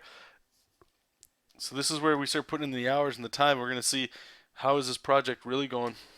Because the goal so far, for those of you that weren't here during the weekend when we were talking about it, is I'm thinking 2 pages a week, and I'm not a huge fan of that. If you guys remember me talking about a lot of the phone stuff, I don't like consuming content like that. However, on the other hand, or in the other hand, you know, 2 pages might not seem like a lot, but in a year, that's what, 80. Let's see. How many weeks are in a year? I know, how many weeks in a year? Cool. We get 52 weeks ish. So I'm not going to bother doing math right now. So that's like 104 pages in a year. That's still a respectable chunk. It just feels a lot lot slower. I don't know about you guys, but if it was up to me, I guess it is, but I'd rather be like, yeah, I knocked out like 300 pages this year. That's a crazy amount of work, but anyway, on the consuming part of it, that's the part that kind of gets me a little wishy-washy on it because I don't like just seeing like a page a day. I'll usually skip reading comics that update like that and come back in a month, maybe more. Hopefully, I don't forget about it, but you never know. It's better to do that one step at a time than to just paralyze yourself with that fear of not even starting and always questioning everything you're doing. I'd rather, you know what, I'm done doing all that. I'd rather just go, all right, I'm going to try it. And if it fails, then at least I know it failed and learn something from it, as opposed to not even try or be so locked up in what could happen that you don't even try. And it been paralyzed by that stuff too long. Always doubting decisions and trying to have that. Okay, well, this is the right way. Maybe if I have this lined up with this, then my rates of failure go down quite a bit. That's I don't know. It's probably a really silly way to work. You can only be so cautious and so smart before, nothing's getting done.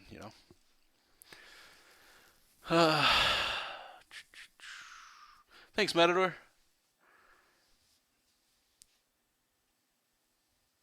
Pages in a year. Yeah, no, it's interesting. I was having a chat over coffee with a friend of mine. He's into writing, so a lot of story. I sort of pitched him where the story is going. He enjoyed what I showed him so far, which was the 8 pages. Some of you guys that are on Patreon, you guys have already seen the 8 pages. I think that last one, or yeah, page 8 went up today. So there's going to be a little bit of a lull before these ones come in. I think I posted the first 4 or first 3 or something a few months back, but yeah, it was just going back and forth. Like I don't know how many pages I can do, so I started keeping track of how long things are taking me. And I mean, when I stream with you guys, it obviously takes me longer. That's fine. But uh, you know, just trying to figure out how. Okay, if this takes me this and blah blah blah, how long does certain things take me? If I was to tell people that, hey, this comic's coming out. Honestly, like if you're just do like a page a week, that would be what did I say? How many pages did I say? It's 80 something. Is that right? So a page a week would be like 40 pages, and that's nothing to be ashamed of. It's still a lot of work.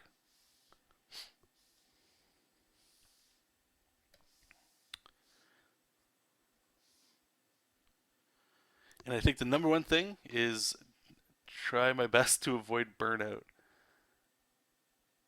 Because I know at work we're in a phase right now where we're still maintaining the games that we have going right now, but we're in that window of like launching or getting into serious production mode on like 1 or 2 new games that might turn into something. So there's a lot of concepting and stuff. I find it super tiring just trying to come up with creative solutions sometimes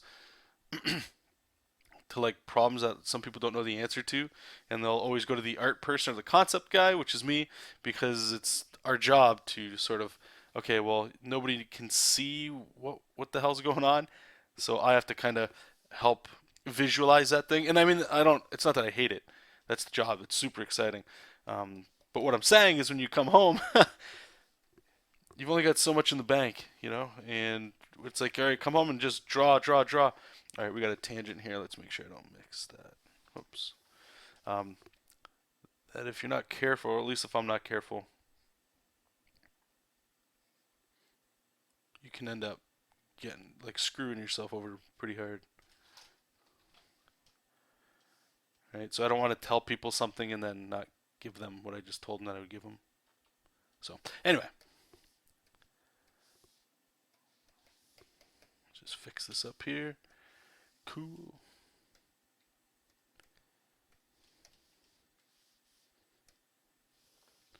Which one's got the layer on it? This one.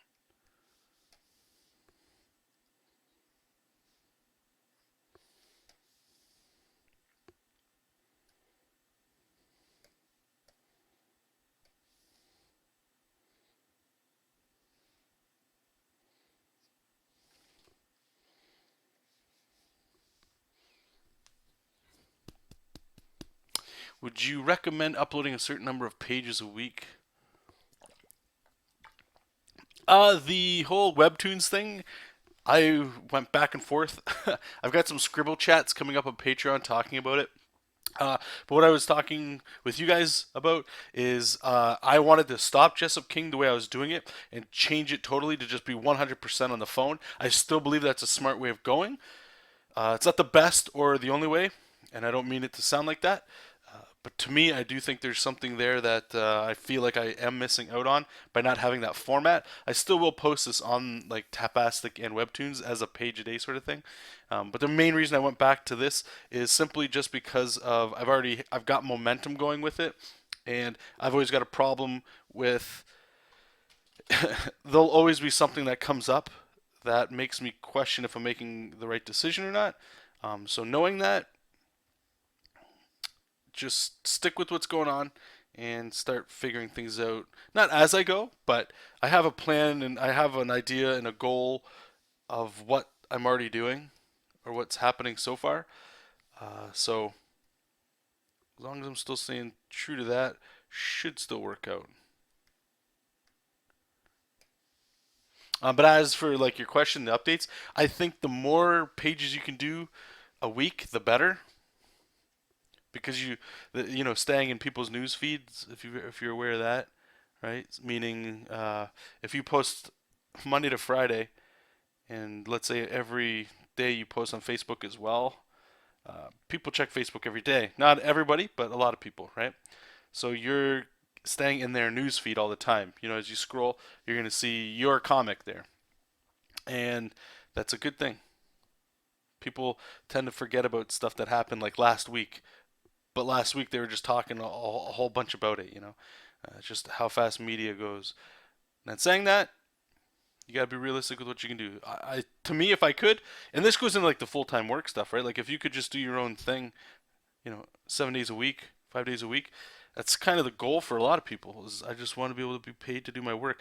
Now, if that was the case, then yeah, I would definitely say go ahead. If you've got all day to work on something, maybe look into doing something like that. But if you're like most people and you work multiple jobs or just a job or you go to school, whatever, you got life or it's just a hobby, I would not be. Don't get too excited and start promising like 4 pages a week and you run out of your buffer, and then you're really screwed. The last thing I think anybody wants, especially if you start your own thing, man, is to get locked into that.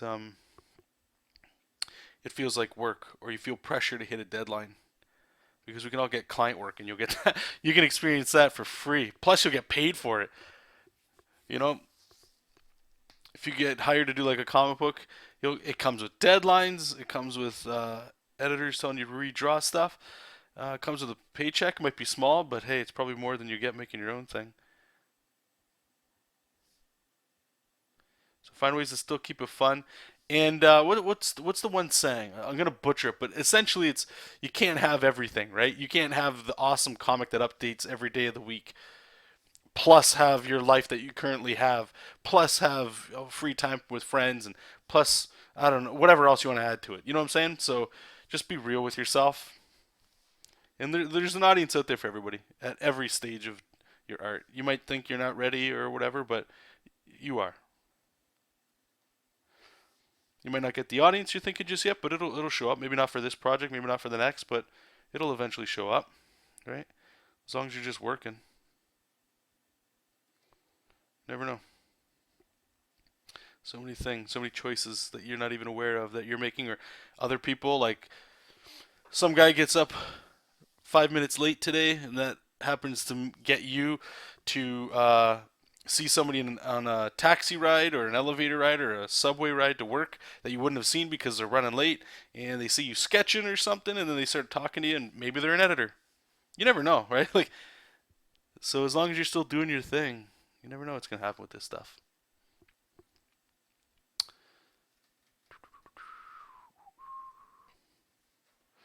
Matador, I think I'm at a point. I look like just I'm looking at the recording. It looks like I'm just like sitting here rocking around. I'm rubbing my thighs. Not that you guys care, but it helps. Normally this is a standing desk, and over the weekend I lowered it to sit and draw, and I'm sitting all day at work, and it's already snapping my back up. So I'm gonna stand this up. Maybe we'll do that in a second here, but I'm rubbing my thighs here, just getting the blood flow, because I'm not using my legs. May as well cut them off. I'm not even using these things.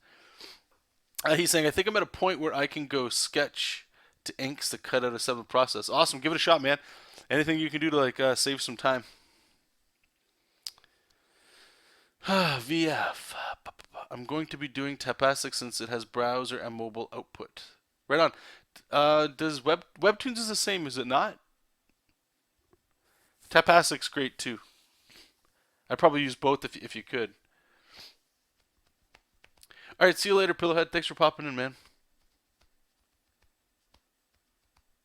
Yep, see you later, Michael. And see you later, Darren. Enjoy your lunch, man. I've been studying writing like a madman because I'm done trying to work with writers. Nothing like having complete control.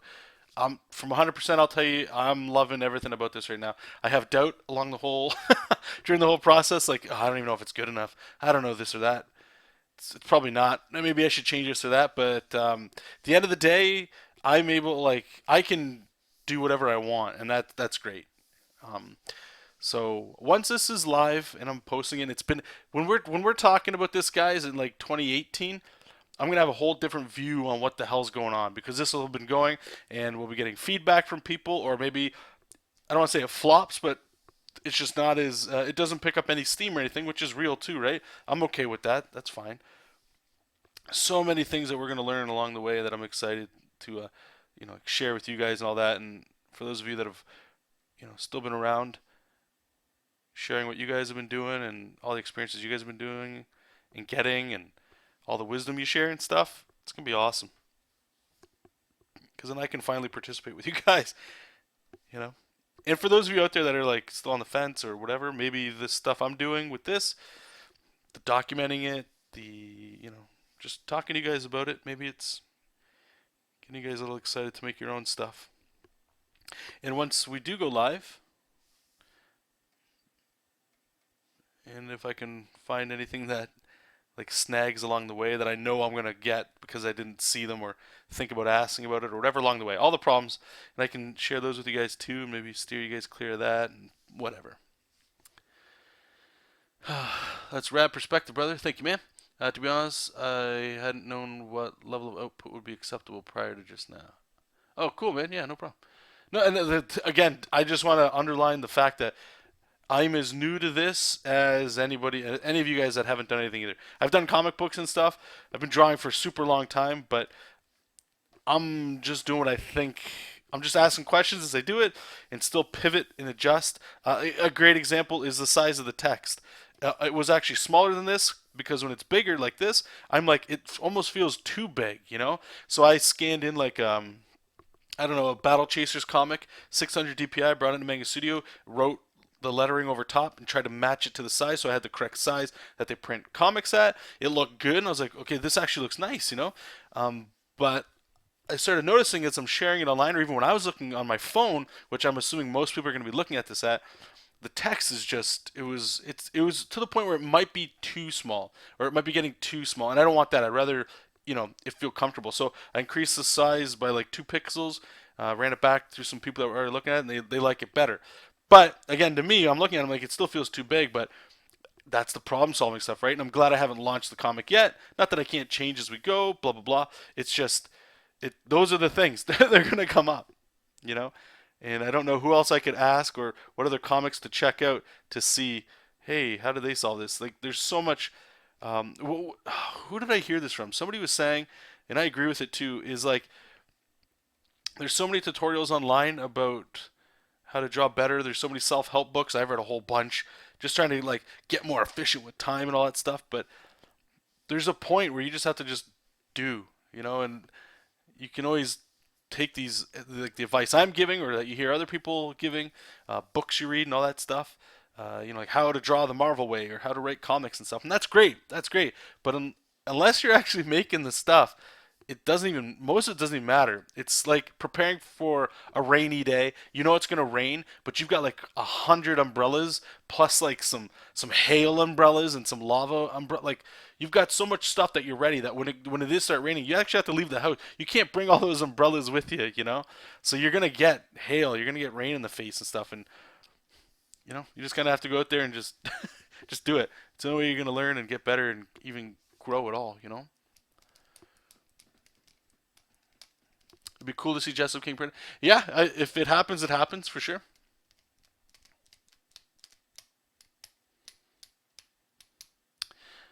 A lettering tutorial. Maybe we can get into something like that.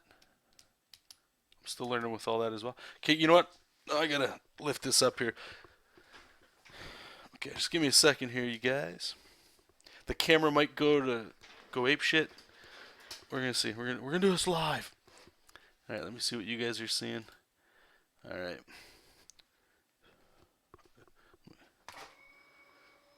Just keep the internet plugged in.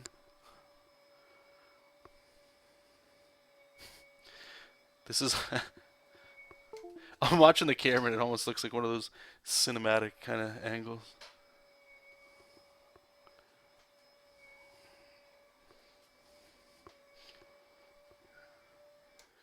Might be good. Oh, it feels so much. Oh, okay. I'll tell you this too, guys. If you are like me and you sit all day every day at work, that sucks. It sucks. If you can invest in some sort of standing table, you might not think about it now or something, but like it helps so much. Keeps the energy a little higher and all that stuff. Okay, actually, you know what? Give me like 5 minutes or something. I'm gonna fill my water bottle. We're gonna come back. And we're gonna keep drawing. Okay. So if you have any questions, feel free leave them in the chat. I'll do my best to answer them when I get back. But I will be right back.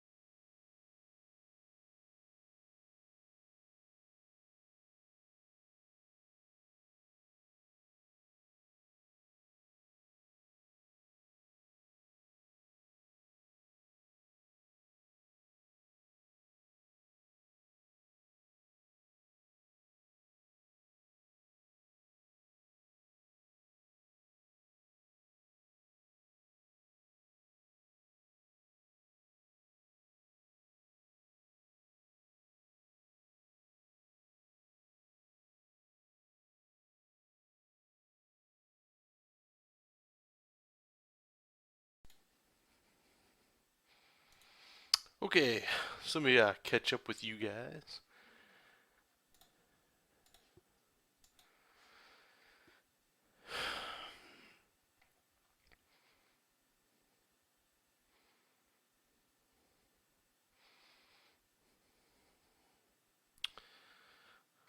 Well, thank you for saying that, Matador. I appreciate it. The Cintiq HD 13 is only $700. Not too bad. The question is it too small for me? I would say I think the most people that I talk to, smaller ones honestly fine. Especially if you're doing comic book work. Comic book work, I think it's more than fine because we mostly do line art. Painting's a little different. Painting, I do think, yeah, a little bit more room and stuff. It's good, but I don't think there's anything wrong with the 13.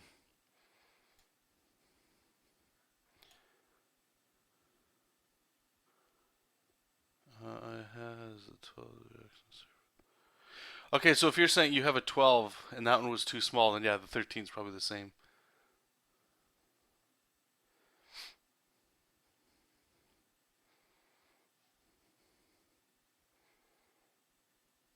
Dead Inside, how's it going? Hey, Davon, I don't think I said hi to you.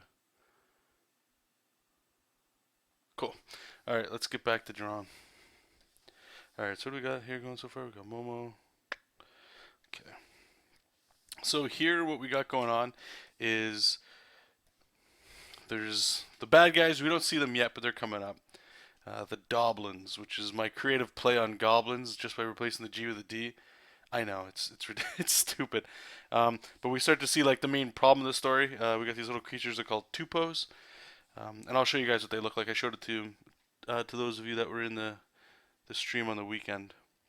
But they're just like these cute little creatures. But anyway, they're being forced to do some sort of, I call it slave labor. We're gonna see them. They're just gonna be in here like digging holes and stuff like that. Hey Jojo. Um, and obviously the heroes have to kind of figure out what's going on. So the next page is a little bit more. It's getting a little darker, I guess, in the story. Not maybe darker is just too much of a, it's too big of a word. It's mostly just getting more serious, I suppose. Obviously, these guys are just fighting about fuel, and she wants to leave to go watch fireworks and stuff. But when you see people with like cute little creatures with like chains around their neck or something like that, asking for help, it gets a little bit more. Things are a little bit more important.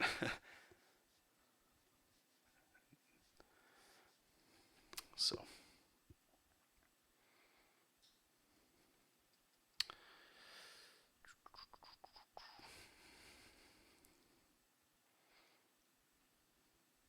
hey Kevin, how's it going? You met Jonathan on PJ years ago? PJ. Pencil Jack? Is that what you're talking about, Kevin?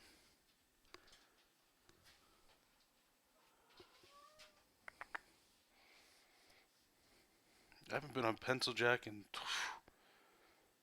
I don't post to like any of the forums I used to go to. I feel like Facebook sort of just replaced a good chunk of all that. Hell, even DeviantArt I don't really post on anymore. I have my account still up and I'm still getting followers. Like not a lot, but I haven't posted anything in a while. I think the last thing I posted on there was the Ninja Turtles thing that we did. But even that was like I hadn't posted anything before that in a long while.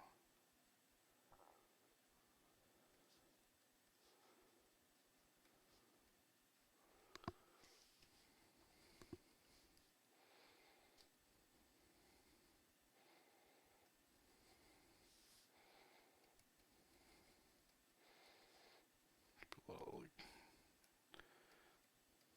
details here. Hope we make it feel a little bit more dirty.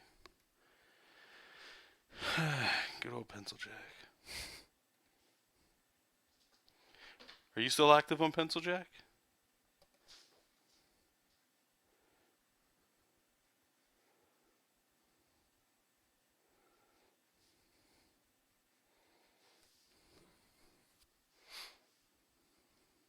Yeah, I don't really like DeviantArt either.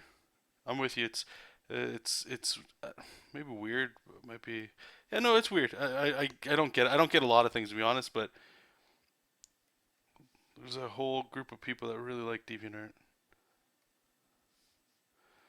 I wonder if it's just because it's all like the community building in a way, you know?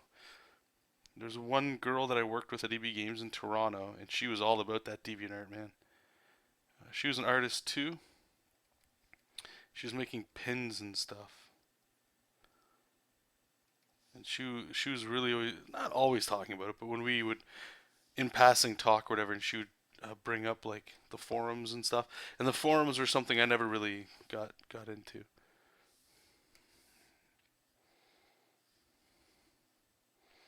So I wonder how much of like the DeviantArt experience we're missing out. We're missing out on because we're not in the forums. Because it's weird, like Pencil Jack and what was the other one? Digital Webbing was another one. Comics Vine, I think. I don't even know if these things are even around still. But anyway, like they were kind of like what DeviantArt is now. It's just post job, it's just forum banks, man. And I remember the threads of, hey, check out my work. Conceptart.org. I don't even know if any of those are still around.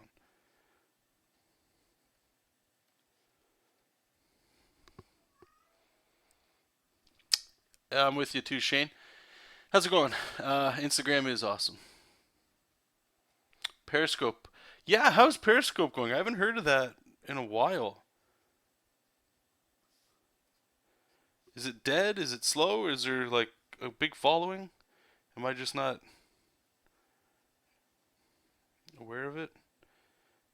Obviously, if we're doing digital art like I am right now, I feel like I have a little bit of a big advantage to a lot of streaming stuff because I can just record a screen, right? Um, whereas Periscope's great for all you traditional guys out there, guys and girls.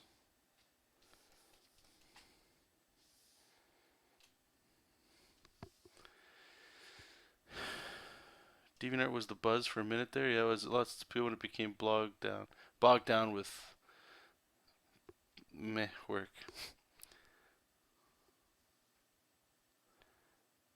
Z-Wall. Oh my, now, now we're talking. Now we're getting into the old stuff, man.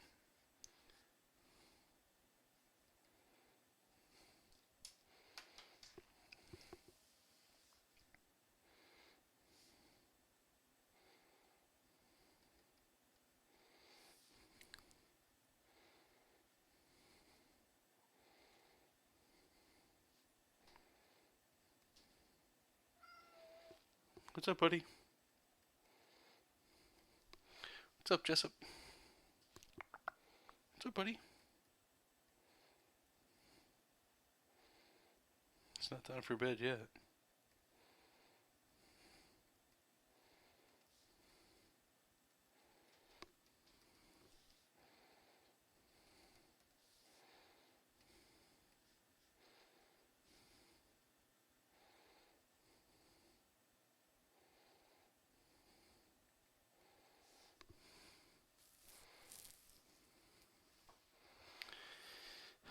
Thank you, Dead Inside. I appreciate that. We're just doing rocks too. Conceptart.org was great for a while. Found it had stopped updating. Yeah, you're right. It's the same thing. I'm not sure. A lot of those things. Comics Matrix. No, I missed that one.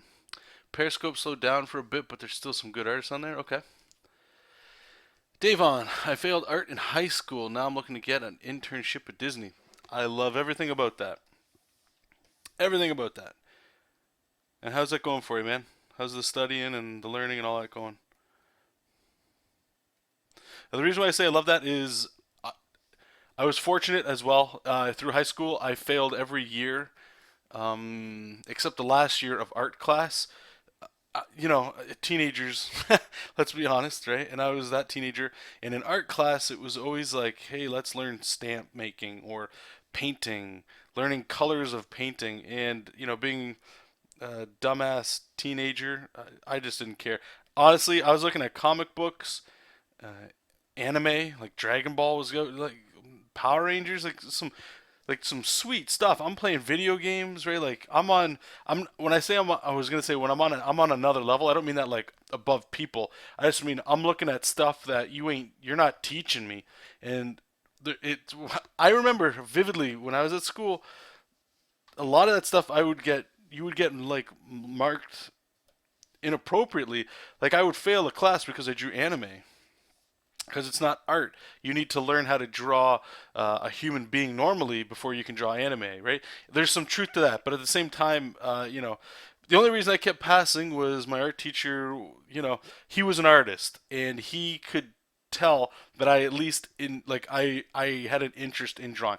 And again, I'm not saying I was amazing. I wasn't, but I had that. I loved doing it, and I would be drawing like I would fail them certain projects because I had no interest in it. But then I would be spending a lot of time doing like illustration kind of stuff and you know over the top anime kind of crap. But I was drawing a lot, and I remember every year he pulled me aside out of the class and he said, like John, you Mr. Bahari was his name. The guy was like legit, man.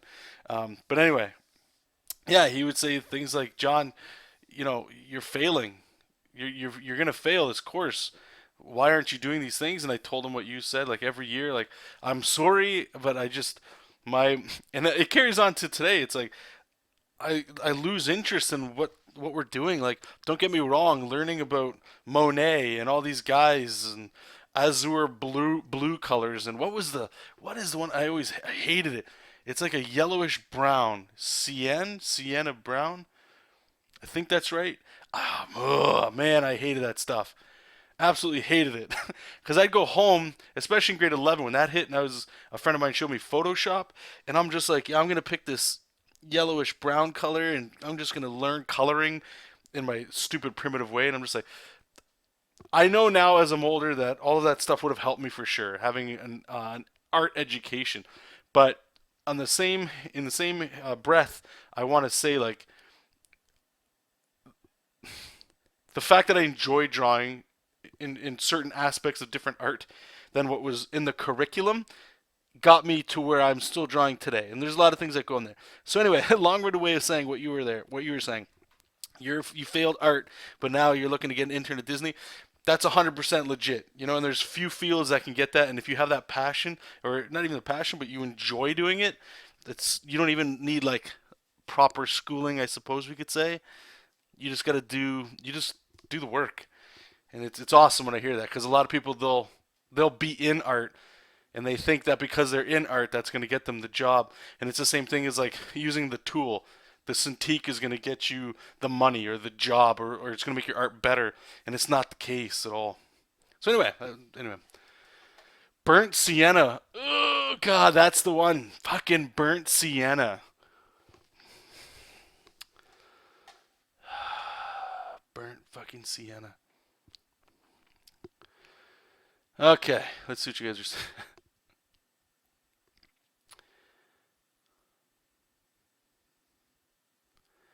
You should have seen my midterm project. It was all right. You got 23% on it.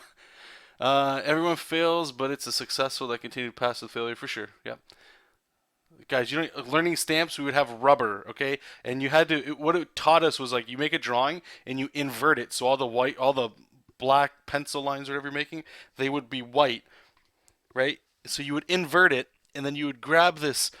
I don't know what the hell it was. Actually, I've seen it was a video somebody's posting on YouTube of clay, and it looked like this, but it has like a kind of like a loop, like my fingers right now. So when you press, it scrapes. So you had to scrape all this negative space out, and then you'd roll ink on it, and psh, you made a stamp. And I just, like, what the hell? Why? What the hell is that? What are you using that for?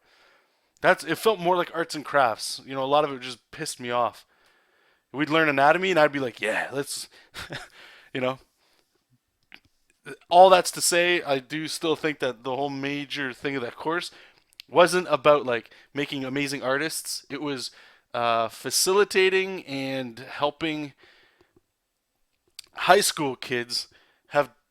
Everybody's gonna have a different thing. Some people like making stamps, that crafty kind of stuff, right? Or stained glass. And then you have the people that love painting or illustration, that stuff. It's just to keep that fire burning in you so that when you go to college or university after, you're still turned on by art. You didn't just leave it throughout school. That's now that I'm older, I understand that. But when I was there, it was like, okay, just let me draw cool shit. You guys over there, you learn your stamps. You guys have fun. Knock yourself out. You guys over here, you learn your burnt siennas and stuff. Have fun with tube paints. I don't care. I don't want to do any of that. Anyway, not that I was right or wrong at all. It's just it's hilarious how this works. Dead inside. Well, my mind's not creative. It's sad. I'm a junior in high school. Do you like drawing, or is it you're just upset that you don't see like poses and stuff in your head? My drawing art teacher was ready to teach us about historic arts and try our hand at style or something like that. Same here, slacking through art class with teenage angst and anime. Yeah. I had a teacher tell me that too. I showed her my stuff, and her reaction was like, "See, I told you drawing normal anatomy helps." Dad, I'm losing interest in art because all my art is terrible. Okay, so I'm gonna grill you if you want. I love it. I love hearing this thing. So I'm going to here. Let me just raw umber. Ugh. Stop, stop putting the correct colors in here. Urgh. I can't use the internet at school during class and draw knights and robots is too violent like a Catholic school. I went to a Catholic school too. I'm not Catholic at all. I think going to Catholic school made me actually question what the hell religion's about. I can remember the exact moment that I questioned religion. I know you're not getting to that, but I'm glad I went to Catholic school because I didn't really think about religion too much. But when I went there was like mass and all this stuff that was not in my whatever. It was just the closest school I could go to. That's the only reason I was there. Anyway, but it was there. You'd be surprised. It's Catholic school, right? So it's teenagers. So people are always asking questions. One guy asked the question, he's like, "Why do you believe in God?" I couldn't answer it. That got me onto a process of just going, "Yeah, what? What am I doing then? Why am I just doing these auto things? Because I'm being told to crap." But anyway, so I just want to pick apart your brain here. Yeah, you're triggering me hard, man. Okay, so Dead Inside. My art midterm project was supposed to be Triborg, smoke version. And it turned out terrible. My teacher ripped up my project in front of my eyes and tore my heart. Okay, so I'll just I'll be your bro for a second here, okay? So just know you're in high school right now, okay? Please, please, if just hear the words I'm saying, and I know some other people are saying similar stuff as well, okay? High school's gonna pass. In a lot of ways, high school doesn't even matter. There's some people that have excellent experiences in high school, and then there's a lot of other people that are like, they don't know what to do. And then there's other people that are just like, I can't wait for high school to be done so I can do what I want, or I can move on in my life, or it just sucks so bad in there. Um, so just know who you are, whatever. It's gonna end. It's what? How long is high school now? 4 years, right? 4 or 5 years? Has it changed that much in Canada anyway? I think that's what it was. So just know it's gonna get better. If you like art and you love art, I don't want to say just do what the teachers are telling you, but in my opinion, school is flawed. School is flawed, and it has been flawed for a very long time. The fact that we get our kids, I'm gonna call you guys kids, so hold on, don't get all upset. But uh, grades. This is the thing with grades that piss me off. I'm still gonna get back to you. I don't want to detour too much, but like as soon as you're like, okay, uh, you got an A or an 80 out of 100. To me, anyway, I'm not, whatever. But as soon as you implement grading, it immediately separates people that learn differently. It trains you to memorize things and repeat them back for a better mark. That's the habit loop that it's teaching us, right? So as long as I go home, I take what was given to me, I study that, I memorize it, I go back the next day, and I dump all my memorization skills onto this thing, I will get a good grade. You're not actually understanding and comprehending and questioning what's there. With critical thinking, you're just repeating and memorizing. So that's going to carry on that loop in life, right? So if you keep doing that, let's say with art, what ends up happening is you start asking people like you don't know how to on your own look for questions or fix problems you have because you don't know. You're used to somebody telling you what to do, and it's probably not even what you want to do. So in this case, it's like I want to learn better at drawing, but the cycle you're used to is somebody telling you what you need to draw, and you're not going to like it. So I could tell you just keep drawing anatomy. Well, okay, but you're trained to, okay, I'm going to take that, but you're also trained to think like, but that's not what you want to do. You might look at like I don't know, right? Like, here, well, look at this. And I can guarantee this isn't accepted in your school or whatever, right? And this isn't anything dramatic. It's a Breath of Fire from Capcom video game concept art book. To me, this is gold. This is study the living hell out of stuff like this, right? Um, but this is what you want to learn, right? And it's a negative loop that reinforces incorrect thinking. Some okay, not incorrect, but different thinking. Some people they thrive on that. Some people don't. I don't. I don't. I never did, and I never will.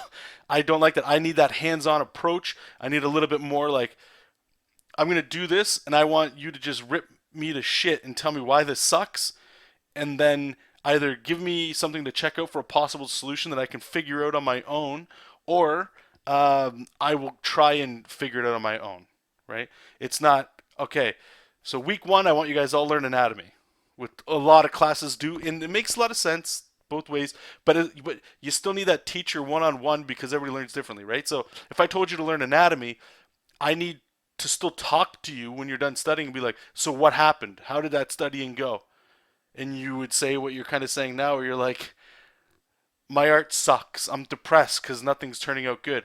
So instead of me going like, okay, well, like fuck you, you're getting a 30 out of 100 because you didn't even try. That's obviously the wrong answer, right? But it feels it could. I know it did for me. It felt like that. Like those are the answers you're getting because you're not getting that. Hey, teach, and I don't want to spend after school with you, but can you come over and just like, point out some stuff? And all you need to do is just show me how to draw an arm, and maybe it clicks something, that sort of thing, right? So that's a long-winded way of just saying school sucks. It will get better as long as you enjoy what you're doing. If you enjoy everything outside of school that's art related, please don't let that go because I'm telling you, school's going and you're going to that thing that you enjoy, whether it's cool robots, big breasted women, uh, dramas, high school dramas, Dragon Ball, Power Rangers, romantic comedies, whatever it is that you like, just and you enjoy drawing and you don't mind doing that thing over and over again, please don't let that get washed away by other things like people, teachers especially. And I'm not bashing teachers, but there's a lot it's the system that's messed up. Don't get mad at yourself. The system is screwed up. Just know that. So that when you're done, even college and university is not going to change, but it is a little better. At least you're usually surrounded by what it is you want to do. But then there's all these electives and crap that don't make any sense that make you a well-rounded person that fuck all that. Everything I'm saying is like anti-school. I realize that. Let me just catch up with what you're saying here. I don't know where I can get an art book, and the sketchbook I have is almost full. I don't know if you got making any money and stuff, but just you know what I used to use for sketchbooks, dude, is I still use them. It's just like printer paper. That's it. I don't even use a proper sketchbook most of the time. It's just printer paper, draw it, throw it away. I don't like. It's the act of. Don't for me. I believe like there is something to be said about archiving things. You could hole punch them and put them into a dollar store binder too. You again. Oh man, I wish I could just put on loop with this stuff. This stuff, this Cintiq stuff, it's not going to make you guys any more efficient because you see popular artists. The only reason, like, I'm 34, okay? So I've been around for a while. I've saved up money longer than you have, so I can have things like this that I've spent time accumulating over time. It wasn't just like, okay, I need this checklist of stuff, and I just need to do everything I can to get that so that I can get started and just be, happy doing what you're doing. If there's one thing I'm just saying, just keep doing what you're doing, man. Just don't. What is that? Well, the thing is, I'm obsessed with drawing. Almost got me expelled. I love drawing Jason killing people at a Catholic school. That's fine. So don't draw that at Catholic school. Draw that at home. I don't know how religious your parents are. They might look at that and go like, okay, well, even your name dead inside, right, with the Jason Voorhees mask, right? Like some people might look at that and go like, uh oh. But don't, man. Trust me, there's a flavor for everybody out there. Just when you get home, be you. Do your thing. At school, if you have to pass by drawing with burnt sienna colors and other crap, maybe don't fight the system. Just kind of go through the motions. Just know that you're. I guess it's kind of a lie. You're not being true to yourself. You're not drawing what makes you happy. But at the same time, if there is one thing that I will say, that's not just totally anti everything here, but by doing what somebody else is telling you to do, they have there's at least some good intent there. Again, the system is messed up for sure, but the teachers generally they're not evil people. They're artists like you and I, right? They just need a job. They wanted a job and they got an art job, or some of them wanted to be legit teachers, right? I don't think they're not wrong or they're not mean. They might ripping up your stuff in front of people. That's a little extreme, but I don't know if that has some religious stuff to go with it. I don't know. But they're just regular people doing their thing, and it's high school. I know high school might seem like bigger than it is right now to you, because it's where you spend most of your time. Just take it from a 34-year-old and anybody else in the room. It'll. I'm not gonna say it's gonna get better. I'm just gonna say your current situation, it's not gonna stick around. And just know that. Just be happy with okay. At least you get to draw, and don't stop drawing what it is that you like to draw. If you want to get better, um, by all means, you can go to my website and drop me an email or contact me on Facebook. I'll talk to you. If you need me to critique your stuff, or if you just need, hey, what are some books to check out or something? I mean, that goes for anybody too. Like, if you guys need help with that, then I try to be pretty open with you guys. If I can help you out, I will. I'm not a life coach or nothing stupid like that, but I'll offer help if I can do it. But just don't stop drawing. Just please don't do that. There's a few things in this world that are like more sad than artists that give up. Now, if you give up because you actually don't like drawing, but you thought you did, or something like that, that's different. I'm talking about the people that should be drawing, but they stop drawing because I don't know, maybe they married somebody that doesn't like art or get a real job, kind of things like. So you settle that kind of crap. That's like that kind of rubs me the wrong way, but that's clearly not what you're talking about here. Well, my parents don't like it, and said I need to go to a therapist for drawing that I drew my profile pic. Uh, well, no, see, man, that's the thing. Don't worry about it. Like, what's this thing I heard about parents? Parents will always, not always. Parents generally have your best interests at heart, right? They feed you, hopefully. They're paying for your school. They're trying to do their best. I still think there's a lot of parents that when their kid or kids say that they want to do art, it's like ugh, like there's no money in that. There's no not return, but they want you to have a good life, right? Now, I have a skewed perspective on religion, and it sounds like your story. It's not everybody's story that's religious, but uh, I've known a few religious families growing up, and they always seemed a little odd to me. Just with, I'll just say closed-mindedness, like with what you're doing. I understand you're drawing a serial killer, right? Who likes to kill people, and you like drawing that stuff. There's something about that is interesting to you. That's not saying you're a serial killer or surrounding yourself with something that you find interesting is going to turn you into like a freak or something, right? But there's a stigma that goes with that stuff, and your parents don't want you to fall into. It's a whole thing. I don't know your whole story, right? So I'm not about to pretend that I do, but there's a time when you're going to move out of your house. There's going to be a time when your parents have done everything they can, right? And now you live your life with them in it, but you're on your own, and you make your own way, and you do what makes you happy, right? I think deep down inside, that's what everybody just wants their kids to be happy, and you want to be happy, right? So if you're thinking of giving up drawing, just ask yourself why is it you're giving up drawing. If you're giving up drawing or you're thinking of giving up drawing because other people, that's not the right thing. If you're giving up drawing because you don't feel something, that's different. But if you're going to base a decision that you'll regret for the rest of your life because other people are telling you something, don't. Please don't. Like all kinds of red flags on that.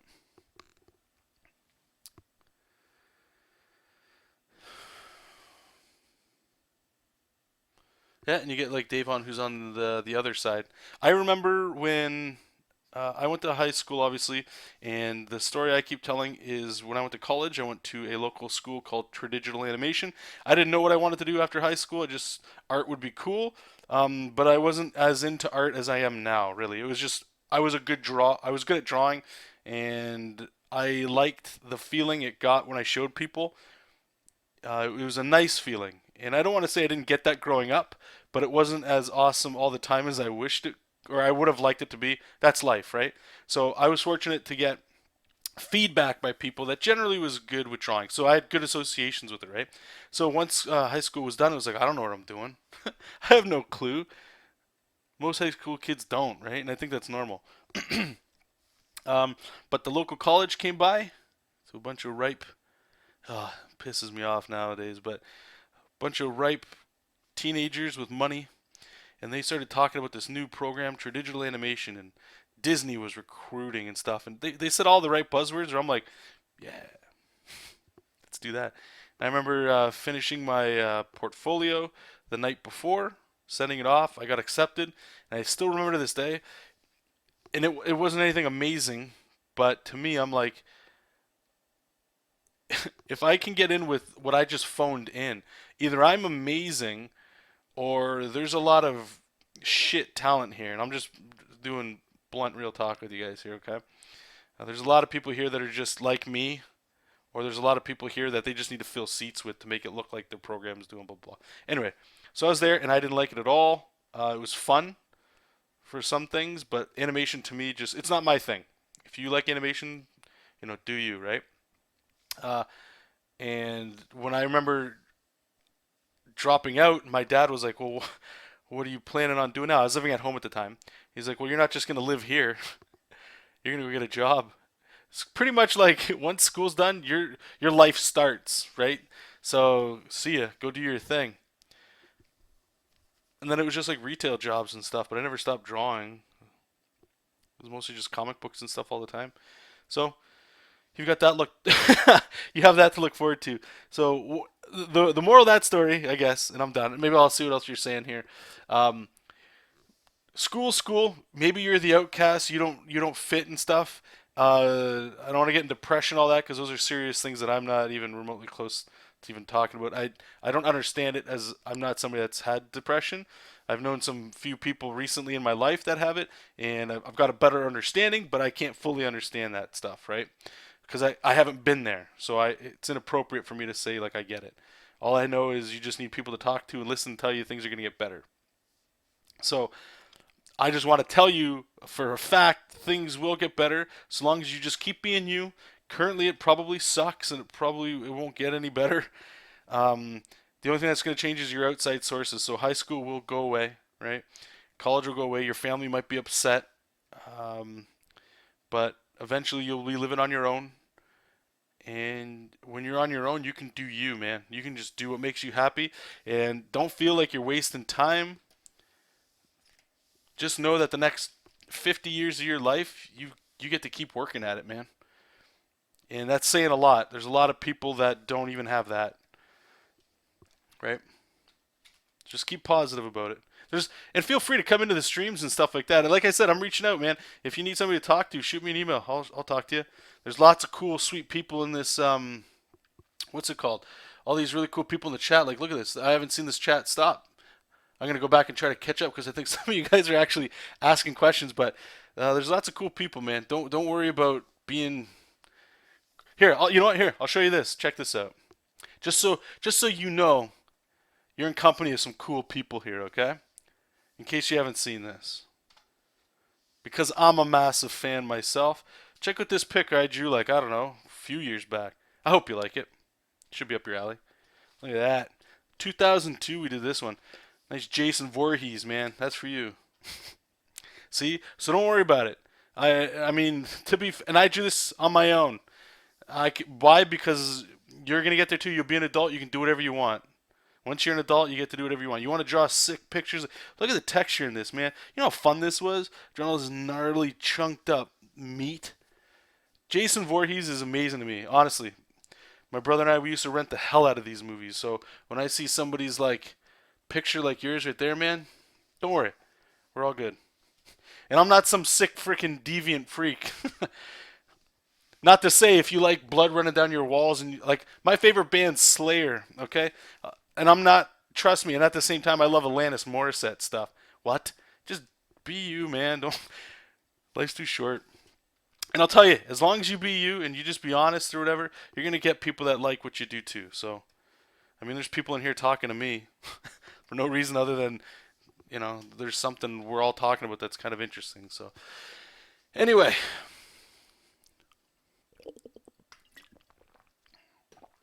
well, I'm glad, Dead. I hope you're getting a little bit of excitement and pushing away some of those negative doubt crap.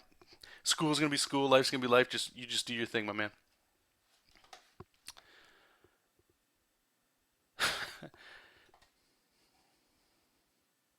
Actually, I think Dead Inside. If you want, go to my site, or even actually at the bottom of this video, I think I have a link to DeviantArt. You can click there. There's like a high res version of that. If you want to download it, you can print it out, put it on your wall, whatever you want to do.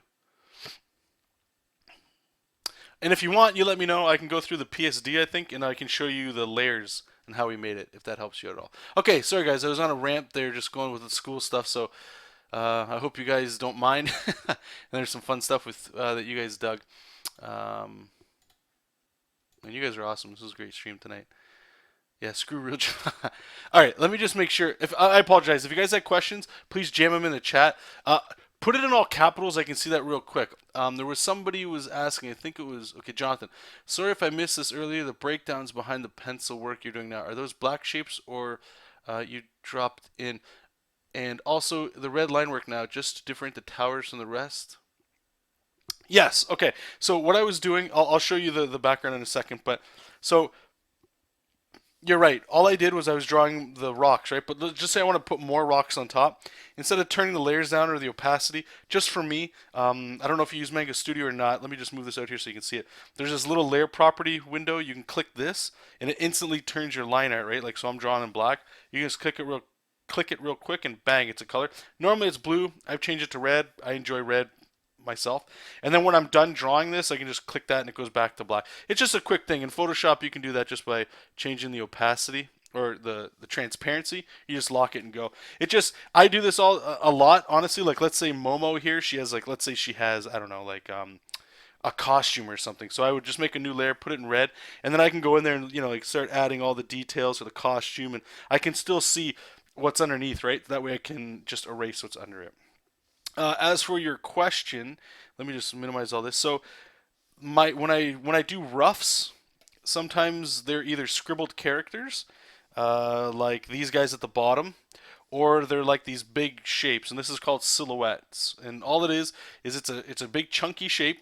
Just imagine her with all these lines gone, and it's just a big black shape. Usually, I'm just using colors to differentiate the characters. But then you just make a new layer over top, or draw it over top of it with white. And as you can see, all I'm doing is by adding these things in there, I'm turning a blob into like something into it. Works for a lot of people. It's a concept art technique, but it helps you design stuff quicker and come up with unique designs. Hopefully, so like you can see, like even these gross decrepit, like they don't even make sense. What's it called? Structures. They were just a shape. I don't have the layer on me right now. It's on a separate one. But it was just all green, and then I just grabbed white and drew over top of it. Like it's. I'm not going for articulate drawings here, right? This is just quick stuff. But anyway, so I would just drop the opacity, so it's like my rough thumbnail kind of layer, and then we're just drawing over top. That's all it is. Um, I'll show you the next page after this. You guys can check that out. Basically, just so you can see the difference in your roughs. Just do what you want. What I'm going to show next is I would assume what most people do when they're doing roughs, and there's nothing wrong with it. It's not a wrong method. It's probably the most common method. It'll look like this. It's just scribbled characters, right? So you got all these guys that are all like walking up. They look like little penguins, but she's still like that. This is an extreme close-up of one of their faces, and you got a lot of the little dudes over here that are holding hands and stuff. But it's enough to get me going, right? And this was the initial thumbnail underneath. Whoops. So this was like the roughest, disgusting thumbnail right here. And then we just lowered the opacity again, right? And put it all in there.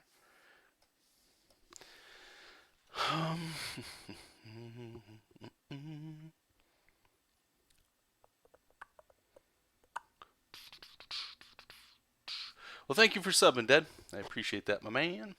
Red Streak, how's it going? I think you're new to the chat or the stream too, aren't you? Do you work as an artist full time now? I don't know where to start to find work as an illustrator. I'm currently in college for computer science, but passion is my art. P.S. I'm the guy that drew the super texture, hard edge, Grim Reaper guy a couple years back. Post it again. I don't remember it. That's not that it didn't leave an impression on me and everybody else in the chat. Just a lot of people send a lot of stuff. I don't remember that one in specific. Um, I don't have Discord. I don't know what that is.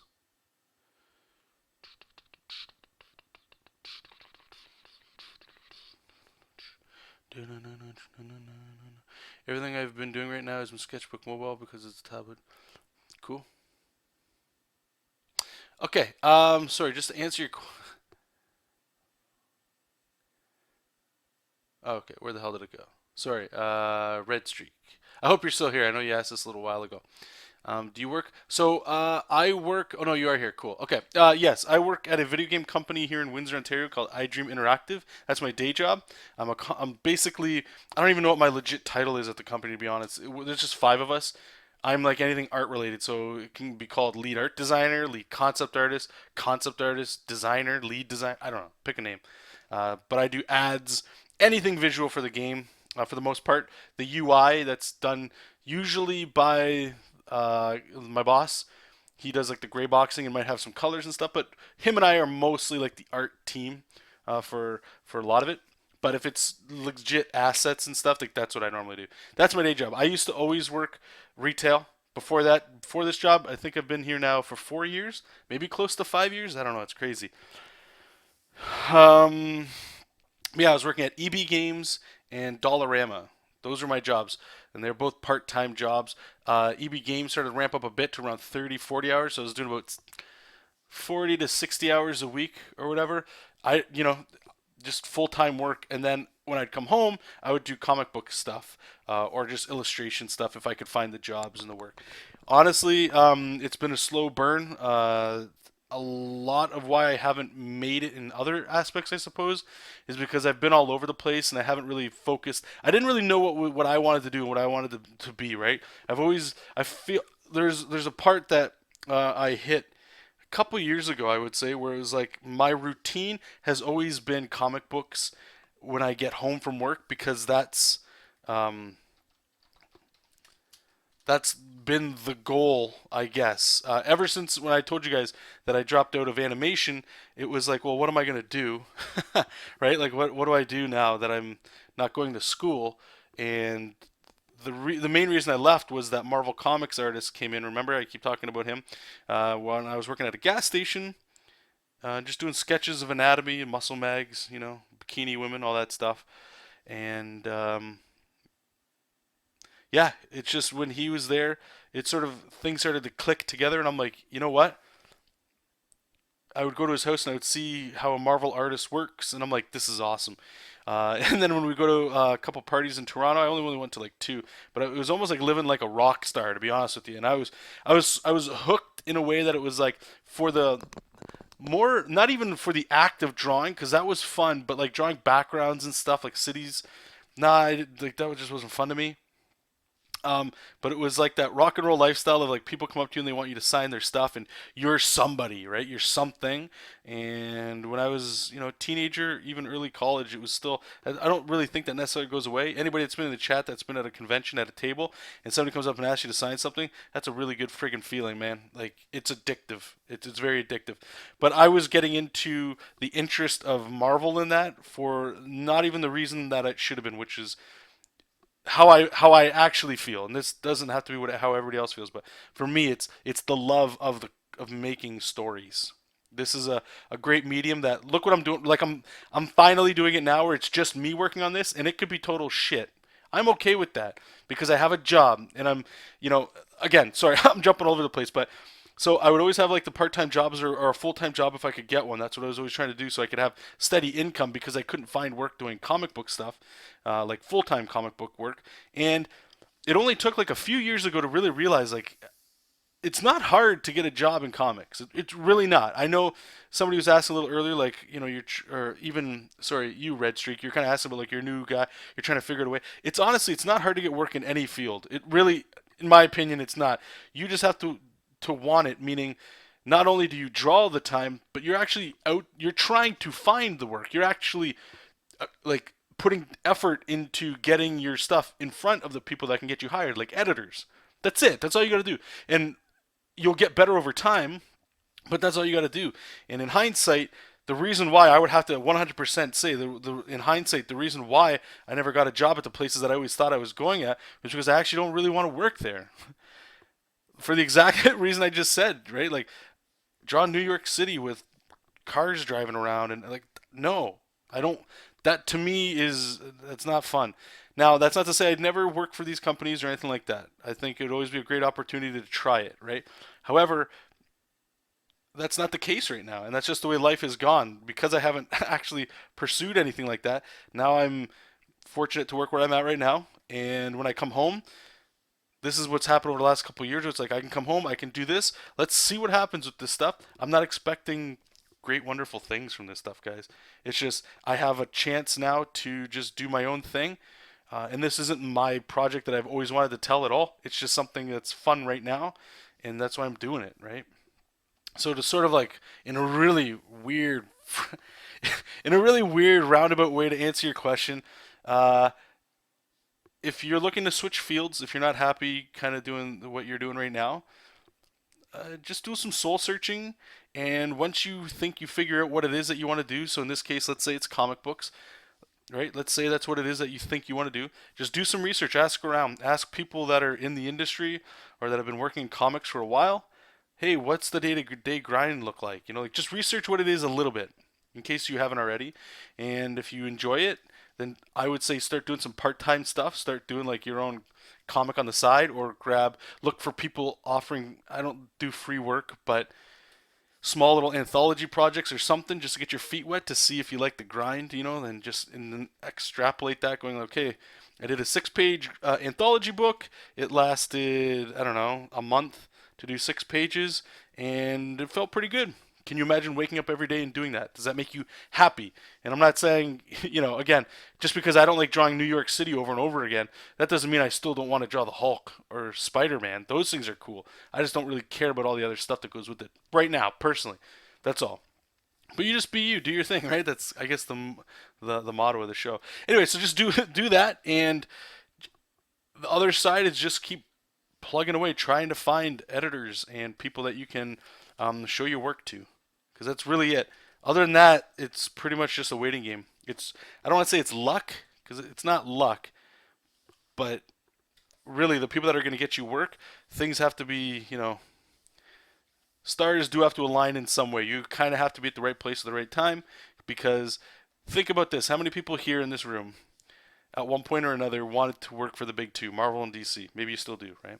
There's probably a lot of you, and that's just here today. There's what, 20 people watching right now, or whoever's watching the recorded version, right? So that's just in this small little pocket of the internet.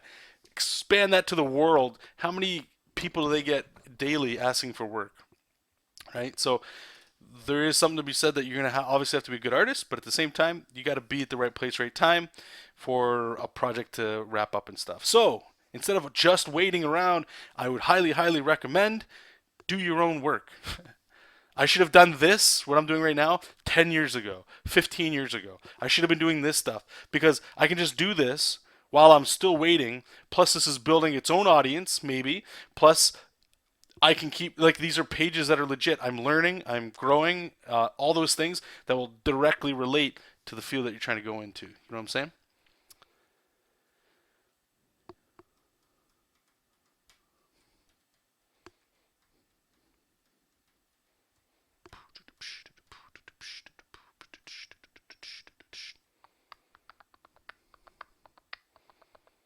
Yeah, no problem, guys. I don't want to work for any big company. Just want to draw. Cool.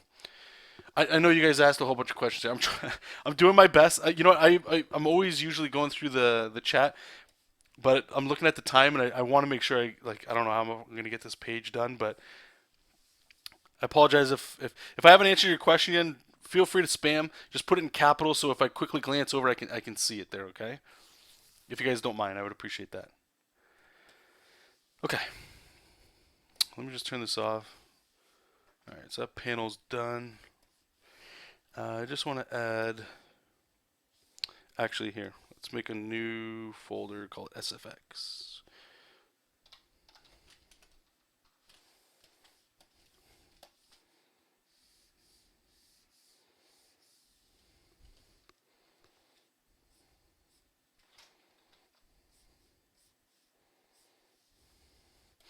Just get that like hand motion, that cartoony kind of look. Okay, so panel 2 is done. Let's get a panel 3.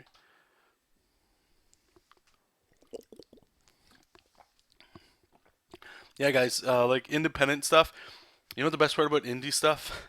When I was, I don't want to shit talk the guy that showed me really how to like look at drawing in a different way. Because if it wasn't for him, it's like the Marvel guy or whatever, right? Everybody has their own thing. Everybody's got reasons for doing their own. Like we said already with choices, everybody's gonna make a choice, and there's no right or wrong ones. You just gotta live with the decision you make and just be confident with it, right? And learn if you feel like it was a mistake. But what I'm grateful for is if it wasn't for him, I wouldn't be the artist I am today. But if it also there was one big negative that I took away that he may not have been saying, but I took it and I interpreted it that way, which was like, unless you're working for Marvel, DC, Dark Horse, you know, like something with a name, even Image, the rest is just like you're not good enough, so you may as well just do that. And I do think there's some truth to that, but at the same time, my opinion on that was like, those are people that are tryhards, or they just, oh, well, Marvel doesn't like me, so, I just said, screw them and I'm going to do my own thing. But then there's this whole other group of people. I would like to put myself in this group of it's like, it's not that you don't want to work for them, you just have a chance to do your own thing. And ultimately, we're all just trying to do what makes us happy, right? And there's paying your bills and all that stuff for sure. But sometimes being able to just draw your own thing releases like the feel goods in you, and it makes going to your crappy day job or whatever makes it okay because this is your little release. It gets you something. And I didn't realize that little small thing for a very long time, and it's a big regret I had because I often wonder if I didn't think like that, if what would have been different, like if I would have started my own stuff a little earlier, maybe. I don't know. Just something that creeps into my head every now and then. Sorry, I posted a link above. Just so you remember me, I was like 14 when I sent it, and you said it looked like something a friend of yours would do. Oh, okay, sorry. Let me get that right now.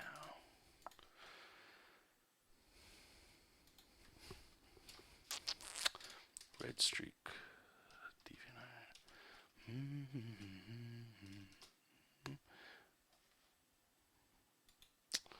I don't think it works, man. Is it www first?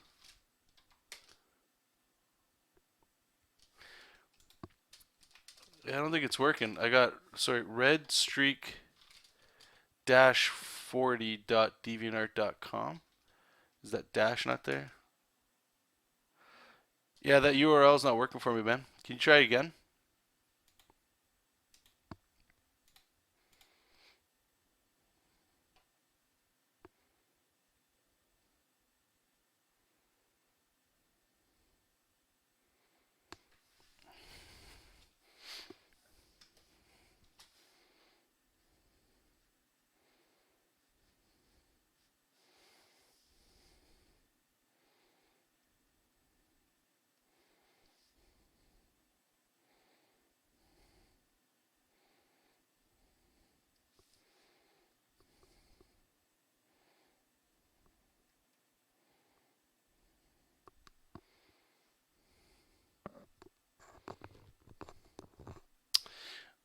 Did I get your request? Request to what? I haven't checked anything yet, so maybe you have.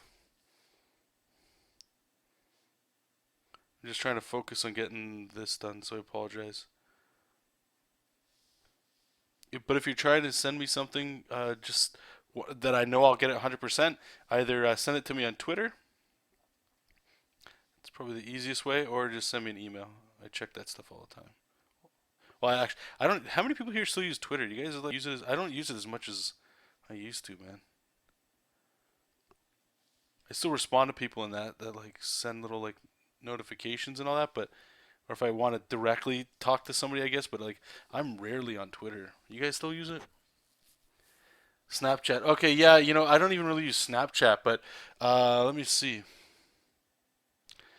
Yeah, I get the notifications when I log in, so I'll be. My girlfriend usually sends me stuff from time to time. So,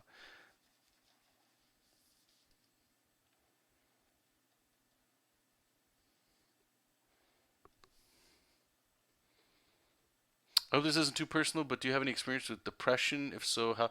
No, I don't, Ben. I was just talking about a little bit before. I was definitely one of those people that like I have no concept of depression, or I didn't really, and I do believe now anyway that unless you actually have gone through it, you can't really. It's one of those things that you can't really describe to people.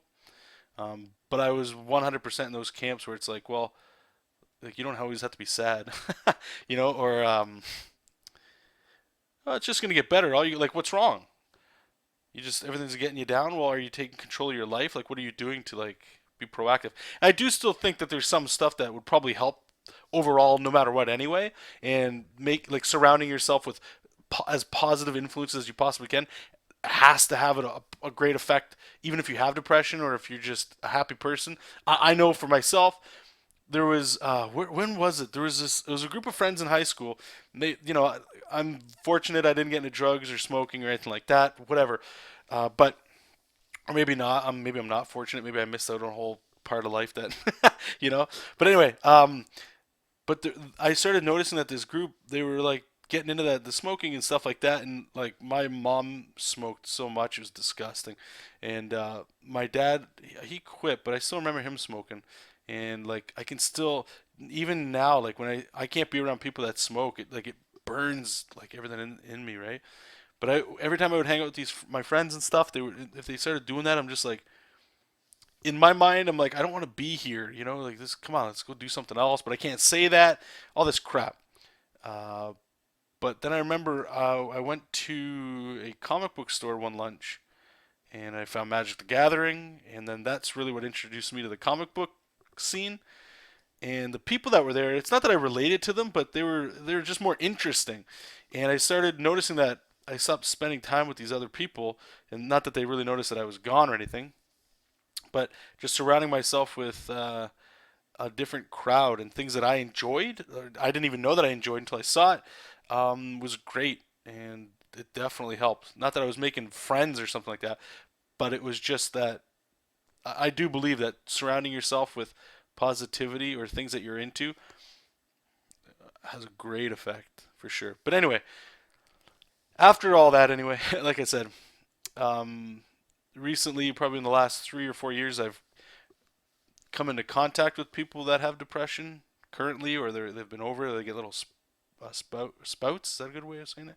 And I understand it now to the point where at least like how I've described it to you, and I could be still wrong, but more along the lines of like just reassurance of like everything's gonna be okay, and you will get through this, and if you need anything, I'm there, whatever. If you just need somebody to listen to you, blah blah blah. That's like the best way to go about it, because it is pretty much a chemical thing. But no, I personally haven't gone through anything like that myself, though. Oh, my back.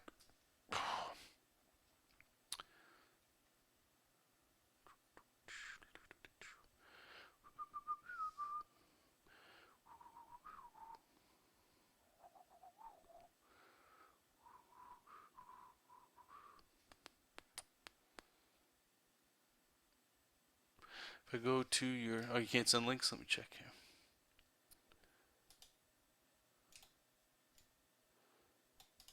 Let me check. It says we've only been streaming for 2 hours. Is that right? That's not right. Oh, right, because the stream, right? I pulled the cable a little later. That's right. Okay, dead inside. Let's see if we get you here, buddy. Oh my God, how do you search in this channel? Oh, there you are. Cool. Okay. Oh, you got a 8 hours ago a dwelling stream. I'll check that out in a bit. I like your Jason header picture too, man. So I would have to imagine that. I don't know if you're gonna be able to do it because of where you live and stuff. But that new Friday the 13th game, eh? That shit looks like it's gonna be fire, man. Okay, so we got these big rocky things. So these guys are forced to like dig and shovel and all that crap. So we're just gonna put a little like rock stuff.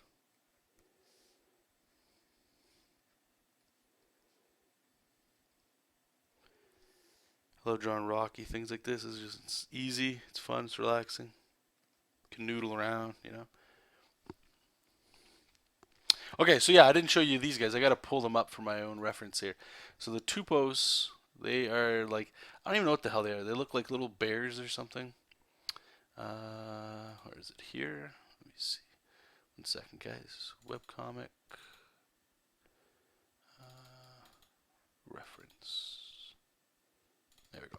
I showed it to you guys over the weekend, so you guys may have seen them. So they just look like this. They're like these cute little, like somebody said, maybe like a platypus or something. I don't know. I think it's just because of that beak, but they're super simple design. Like I wanted something that was quick, right, to like just move this stuff along, but kind of look a little cute, whatever, a little cartoony, I guess. So the idea is these guys got slaves. They're slaves, so you see chains around their neck and all that crap. Really, they're just a device, so that when you look at them, hopefully you feel empathy because they're crying or they're doing things they don't want to do, kind of stuff. That's really the only reason that they look the way they do. Gummy Bear Man, yeah, they could, yeah. Hey, Kevin, welcome back, man. John, do you follow Ruben Bernardo's? I don't know, on Instagram. I'm not sure. Hey, Michael, how's it going, man? I know. Putting all in caps it looks weird, but it's I can see it real quick, so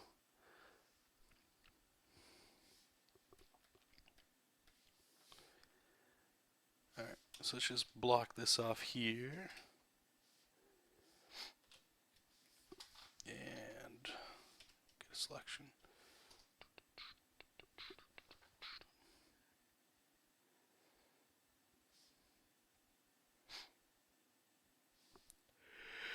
Oh my goodness. What?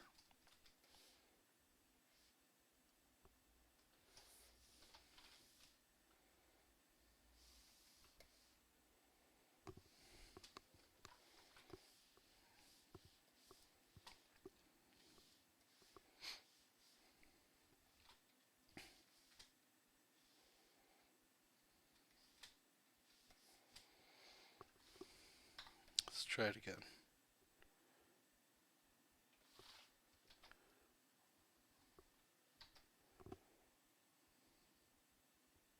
Oh, this is unreal.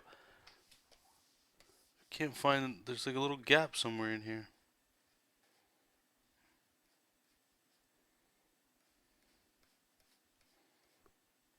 That? Is it just that little thing? You serious? Is that all it is? Let's check it out. Brutal.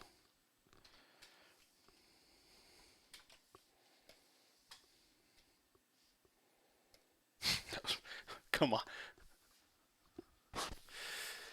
Uh, Dad, I will just say this because I notice you're saying this a lot. Okay, and I know this probably goes into. I think you did say depression and stuff like that, so I don't mean to shit on that or anything. But it is hard to believe in your own stuff and not be self-centered at the end of it. But there's so many people out there that are going to tell you your stuff sucks. The last person that needs to add to that is yourself. So definitely always eat the humble pie, right? Always be respectful of people, but don't don't feel your stuff is shit. Because if you can't even back your art, it's there's a bigger problem there than just being humble about saying like, oh, you don't have to look at it, it's crap. Just be. Just keep being you. Don't be confident. Just be like, yeah, look at it. It's awesome. Nothing like that. Just be like, take pride in what you do. You're putting some time into what you're doing. Like you're saying, man, like people in your life are telling you not to even draw what you're drawing. So it almost feels, I bet, like a little taboo-ish. Like maybe I shouldn't. I'm gonna get in trouble for doing this naughty drawing of Jason or something. But just people want to see your stuff. They want to see your stuff. Share it to them. Think about this. The last little point I'll make on that. Okay, even if you think your stuff sucks, okay, and some people might say it sucks. I don't know, but let's assume it does suck. Okay, and somebody checks it out, they might just look at that and even like a little bit of dopamine releases from their brain going like, just that. You just added to their day. So even if your art sucks, by giving it to people and letting people at least be able to look at it, you're helping people. Even if they go, nah, that was shit. Okay, met those people, it didn't help them out, But there's going to be people out there that they're like, not bad, or they're like, oh wow, that's cool. And they want to give you a compliment because it makes them feel good that they're telling you that. So there's good stuff with all this stuff. So you don't have to worry about being not necessarily shy, but don't shit on your own work, man. It takes a lot of balls to draw stuff. I know it seems like anybody can do it, but a lot of people give up on it because other people are always saying other things, or they feel like you should be doing more with your life or some stupid crap. Just keep doing your thing. Keep letting, at least let people see it. Art's meant to be shared, right? I believe in you, man. Okay. Sorry, yeah, you guys were A Lion. This is Manga Studio 5EX or Clip Studio Paint. They have different names. I don't know. It's weird.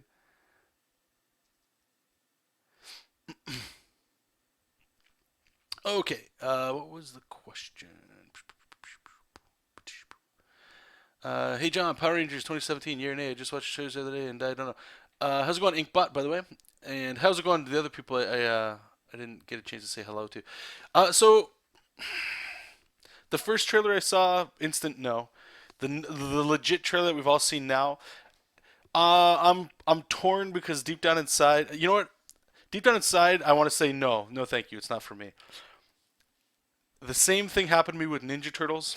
I saw the original one, the newest one that just came out, a few years ago, and it was like, oh my god, what have they done? And I went there and I saw it and I actually enjoyed it. I liked it. I still haven't seen the second one, but I enjoyed it. I can't see this. Let me close this. But I dug it, and I feel like this new Power Rangers might be that same thing. I enjoy the old one. Like, I mean, it was a lot of my childhood for sure. But I can't really rewatch them. They're just so cheesy and campy that it's like I'm glad I saw it when I did, and it added to my childhood. So that's good.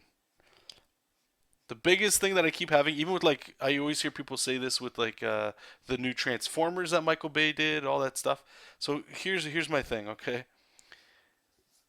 As a fan of all these series, Turtles, Transformers, I'm not really too into, but I enjoy the movies ish. Let's just assume Power Rangers. If I want Mighty Morphin Power Rangers, it's always there. It's been there for a while. I can watch it. Of course, I would love a brand new Power Rangers that's like that, but like new stuff, right? But it's still the same innocence, I suppose. But we already have it. So now there's the new people, younger kids, or whatever. That this will be their chance to maybe enjoy Power Rangers as well. It'll be different, but we already have our thing. Same thing with me, I guess. With the Ninja Turtles was 100%. I wish, like, I still think the original Ninja Turtle movies with the suits, the body suits, was amazing. I still think it holds up. But the new stuff, I kind of enjoyed it as well. I still prefer the old, but I have those old movies to watch. And as much as I wish that they would make new ones, I still have something that I enjoy, right? So it's not my property, right? People can do whatever they want with their thing. They want to make money, they want to do their thing, just, do whatever. So what I was saying with Star Wars is like the same thing. I've heard people say like Force Awakens sucked. You might be in that camp too. I don't know. Saying it sucked. It was just a rehash of this and that or whatever problems. I thought it was awesome myself, but at the same time, I think it falls in the same boat, and I know this can get a little weird, whatever, just my opinion on it. But like, as much as I would always love new, what's it called, new Star Wars movies to have the same sort of feel, I suppose, as the old ones, and they don't. Well, the old Star Wars are still out there, right? There's lots of people that grew up on the prequel trilogy. I can't stand them myself.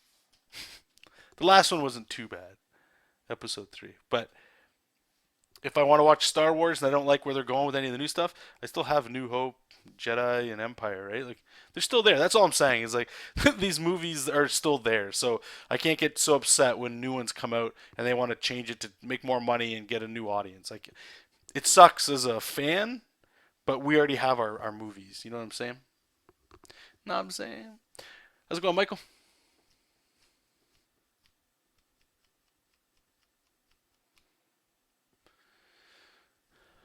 Okay. Okay, yeah, sorry. So Power Rangers. I'm still torn. I don't know if I'm going to see it or not. I probably see it just because it's Power Rangers, but I'm not like super excited about it. I honestly really don't know if I'll go see it. I'm not sure. Like I might just download it or something. I don't know if I want to spend money on it and watch it be really cool. Like I don't mind it, and then I'm like, oh shit, I pro- I should go spend money on it so they make another one. So we'll see. But anything that's got like it's not Jay Z. Who's I'm not into rap, but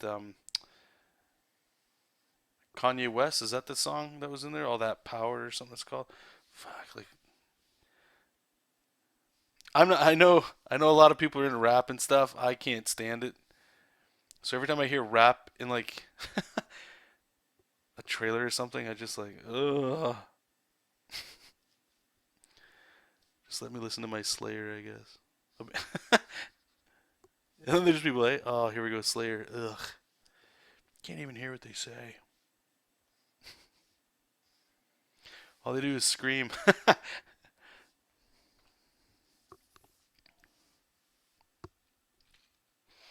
thank you, Dead Inside. I hope you have a good night, and hope you got some a little bit of encouragement tonight to keep doing with what you're doing. Prove all those people wrong, my man.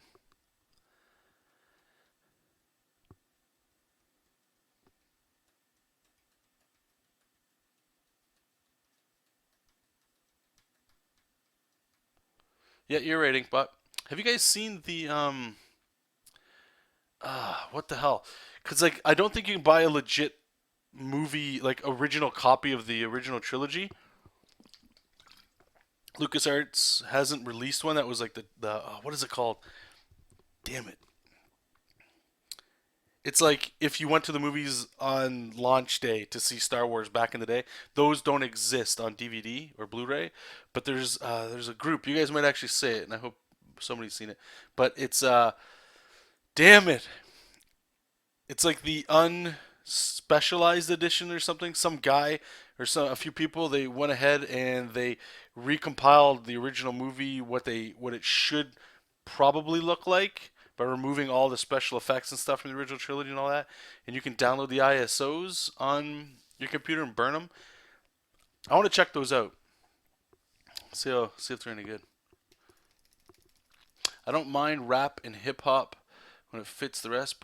Problem is, doesn't fit with Power Rangers and freaking it. Yeah, I just wanted to hear like the Power Rangers music is so sick, like so good. And I love guitars, obviously, but like maybe just because I'm used to that, I don't know what the fuck. Um,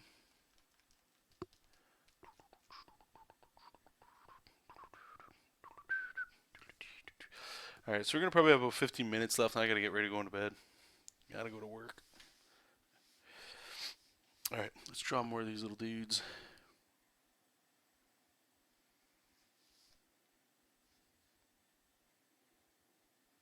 Did I put sweat on this guy? Nope.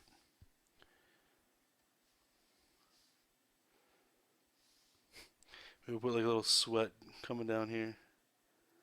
It might look like his tongue. I don't. They've just been working all day.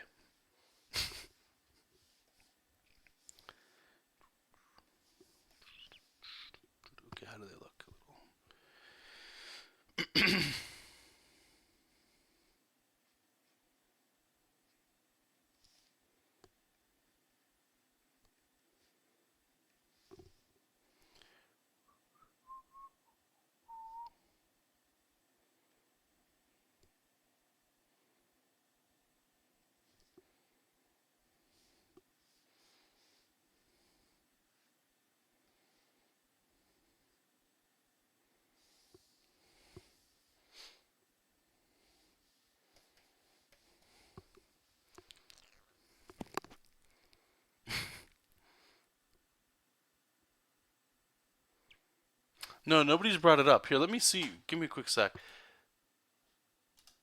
Because some of you guys that are into old Star Wars or just Star Wars in general, but you don't like the remastered crap, you might dig this stuff. Star Wars. There's like reviews and stuff. Star Wars D Despecialized Edition. I believe that's what it's called. Yeah. So here, check this out. Actually, here I'll just type. You guys can search this in YouTube. Where are you? Just so you can see what the hell I'm talking about. I forget how I stumbled onto that, but when I saw it, I was like, "Oh, this is really cool." It essentially just gets rid of all the stuff that George Lucas added because a lot of the CG looks dated and stuff, you know. And in a lot of ways, it's probably not even really needed. Well, just opinion. I know I'm super late on this, but I've been following a guy by the name of Kevin Cross. Yeah, and his 100 is a comic. Really digging that. Yeah, he's been around for a while. Hey, how's it going, Shane, by the way? Yep, he's a great guy. Well, I don't know him personally. I don't want to. I talked to him once or twice, maybe on a old podcast called Art and Story. I got invited a couple times, just on their casual shows. That's how I ran into or heard about Kevin, to be honest. But yeah, I've been watching a lot of his stuff too. Do you guys know if he? I believe he started the 100 Days of Making Comics. Yeah.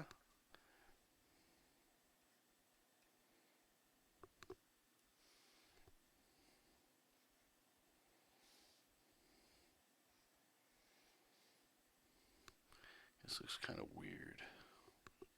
How's this going? Hey Jojo, is it time for bed? Just waiting for it. Is it time for bed, Bobo?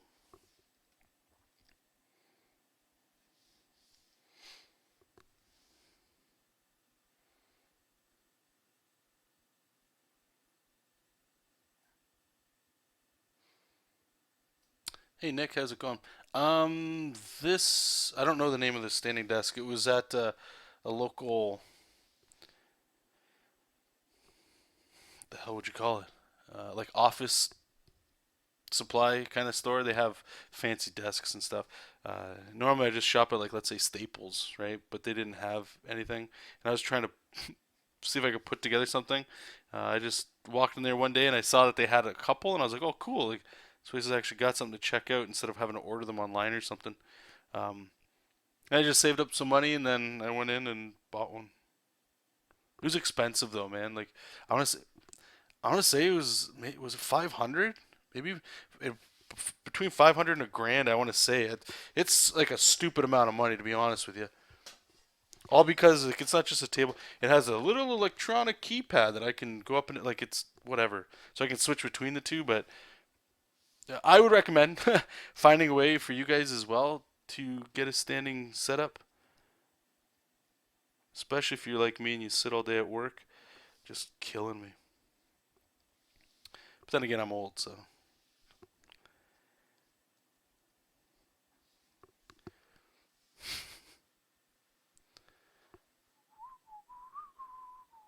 What do I think about the art in Scott Pilgrim? I've never read Scott Pilgrim. I've seen it. It seems okay. I'd have to like actually look at like read the comic to give it a proper review. Seems like it people like it though, right? I haven't even seen the movie.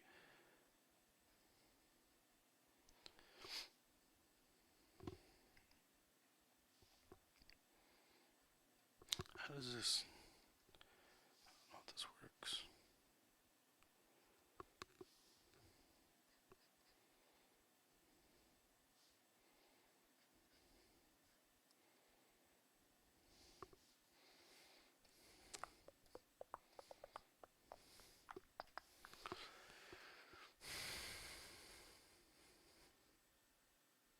Brian Lee O'Malley, yes, he had like some Toronto stuff I think too in the comic, didn't he?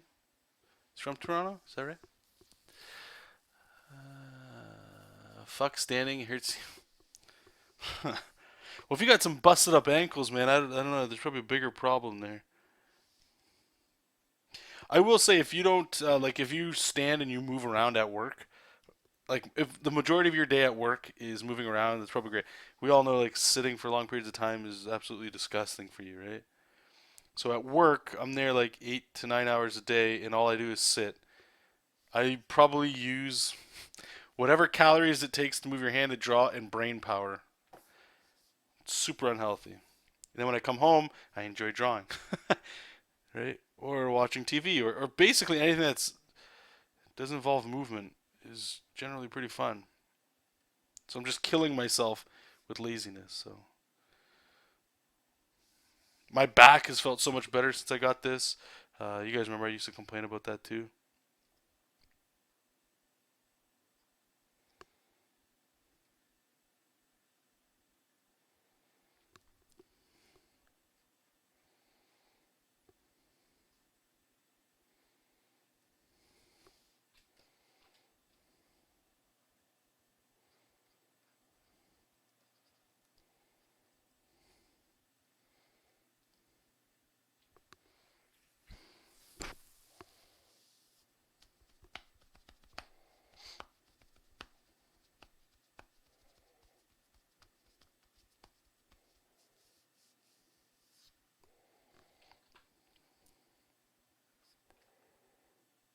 What's he working on now? Does anybody know what comics he's working on? Is he working on any comics, or is he just like a pimp with all his money now?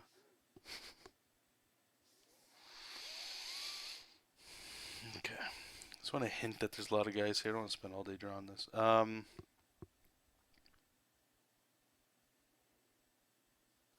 All right, let's start breaking some of these guys up here. So this dude, we will cut, make a new layer and paste. This guy will do the same. Cut, cut, new layer, paste. And these guys will do the same.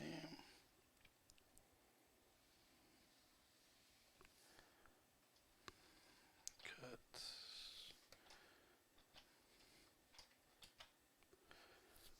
Okay.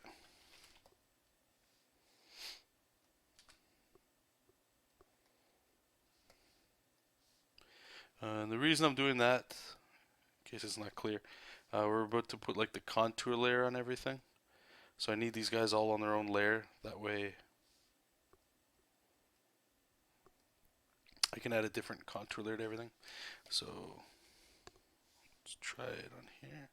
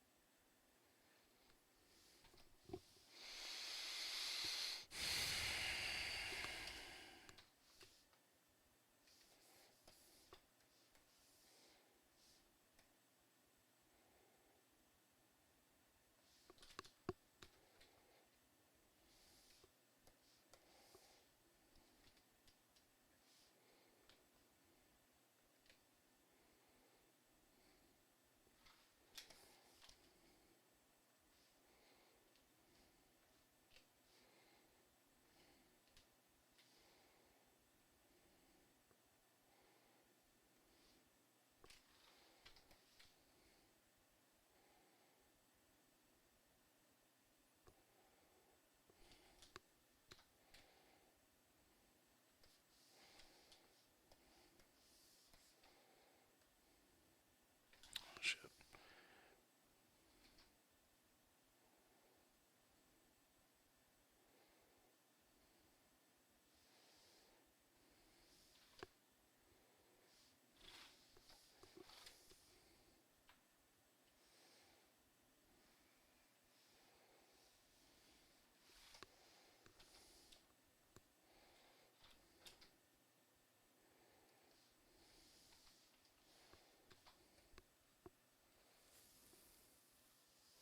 Uh, yeah, St. Thomas is the shit, man. I remember Frig, man. Like, what was it? Cannon Busters? What? How long ago was that? I remember seeing Cannon Busters stuff around the time when like Battle Chasers was out with like Joe Madureira and all those guys. I forget the forum that I was on, but I remember like it was a long time ago. Did it ever come out? I remember you had like a Kickstarter thing going on, but I don't. Does anyone know if it actually came out?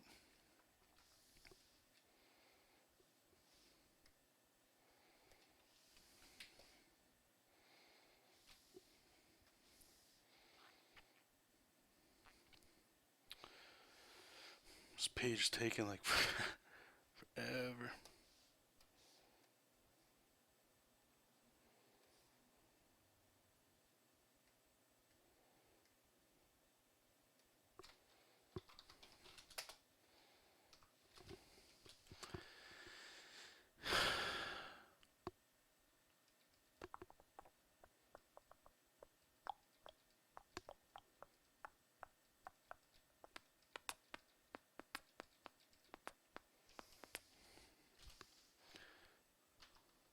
I said Lacine Thompson. It's LaShawn, right? I spell it like I see it, or I say it like I see it. Lacine. It's not even a name. It met its goal. So is it an actual book then, or is it like I just haven't heard anything from it in a while. I just don't know if it just disappeared off my feed.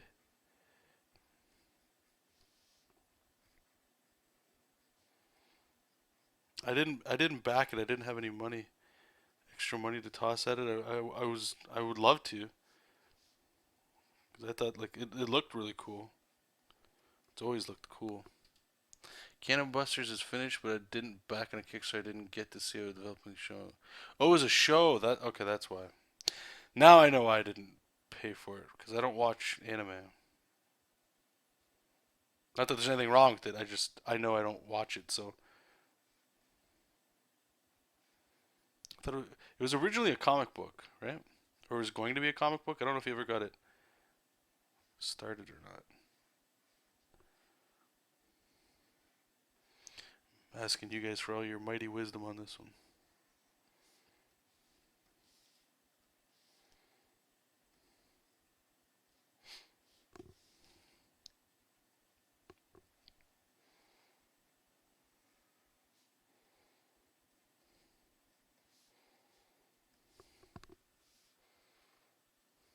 Ooh, Netflix. Oh,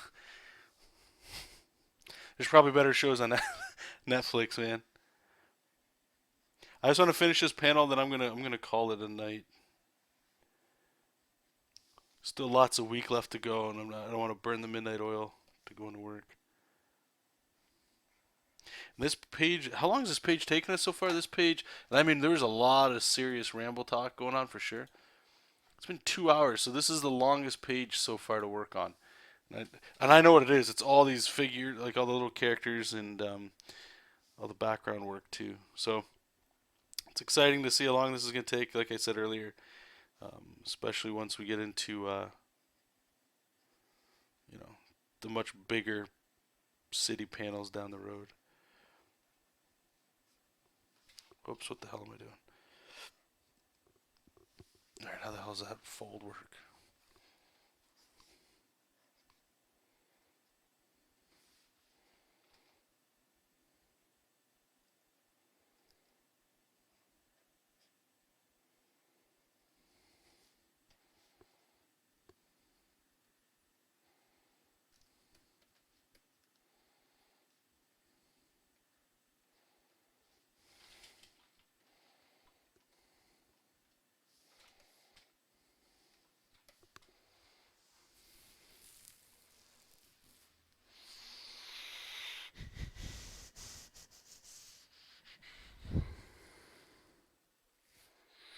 I see. Okay.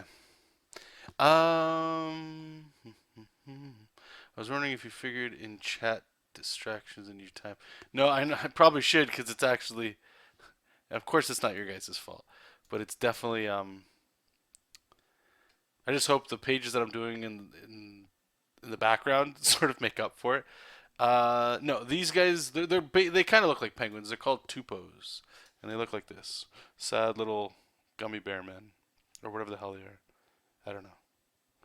They're just shapes, hopefully like soft round shapes, just to make sure that they look like sweet little creatures, right? So obviously here when they're working, shit, and I forgot. Thank you for making me look. I have to go back and add stuff to these characters. Damn it, because they're supposed to have chains around their neck and stuff because they're slaves doing all that slave labor, digging holes, looking for little treasures. So obviously they look the way they do, hopefully to entice empathy when you see them.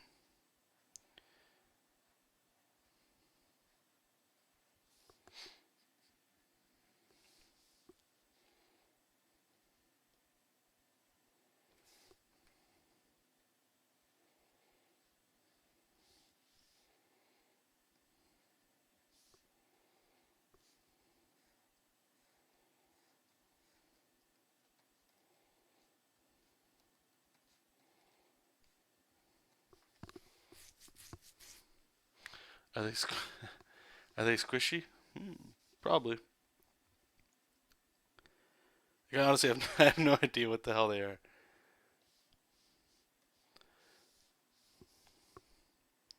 Just give them a name and give them a shape and set them off as plot devices. That's all they are. Just to be used. Just to be used.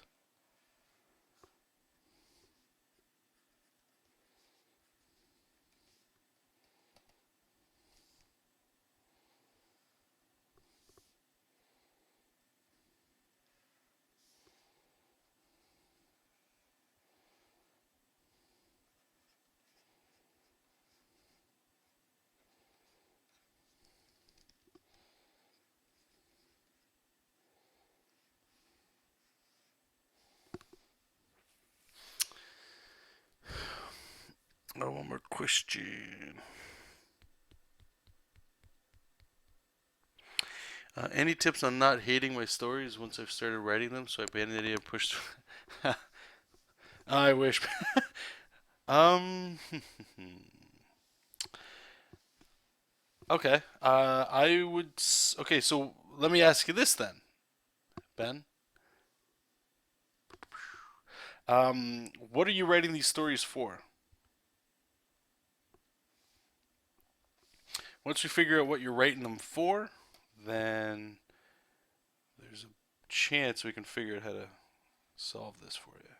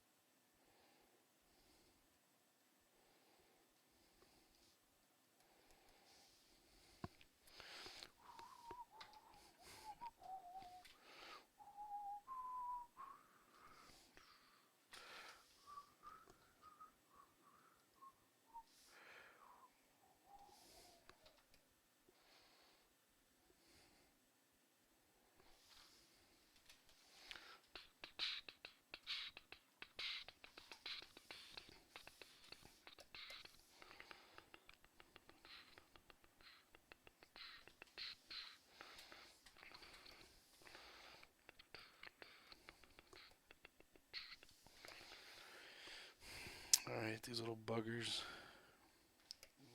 Kill all these layers.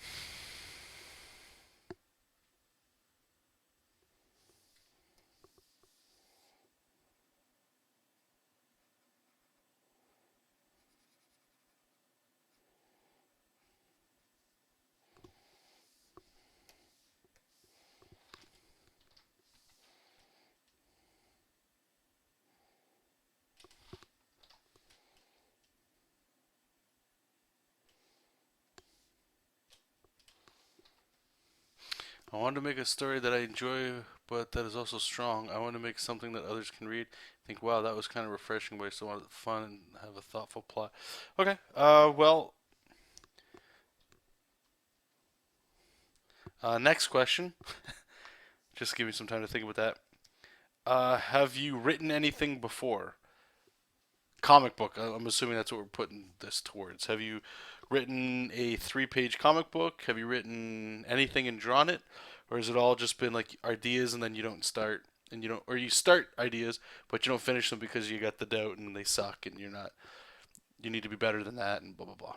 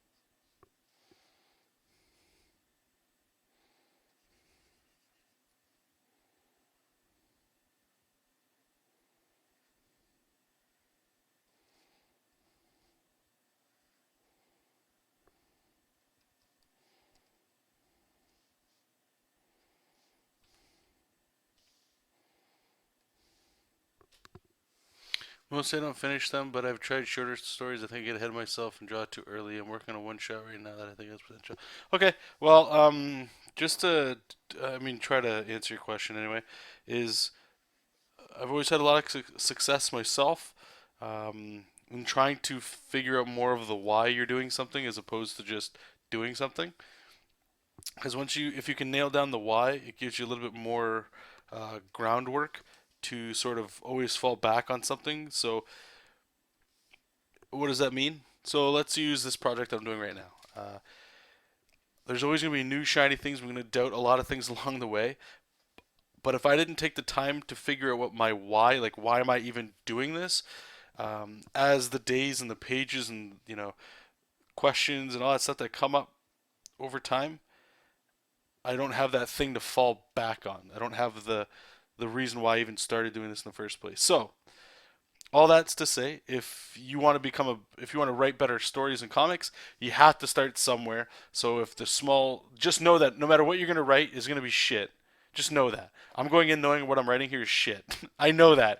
But I'm having fun, I'm learning, and I'm trying to grow. Do the same thing, is what I would recommend. So if that means, putting off this big epic story you have or something, I hope you don't have a big epic story just yet. Because you're probably, if you haven't started anything yet, it might have just be like little pieces of an idea, but it's not in its form just yet, right? So just do some small stuff. Like, again, I'm assuming I'm coming at this from a comic book standpoint. If you want to be a comic book artist, you got to start making some pages first and foremost, right?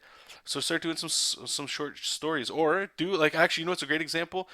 Make a web comic so it holds you accountable, of maybe just something cheesy. Pick like what I'm doing. Let's say like a hero, and you just write 1 to 5 to 10 page short stories, and you just make them kind of like episodes that you're writing, and you'll build your chops up that way.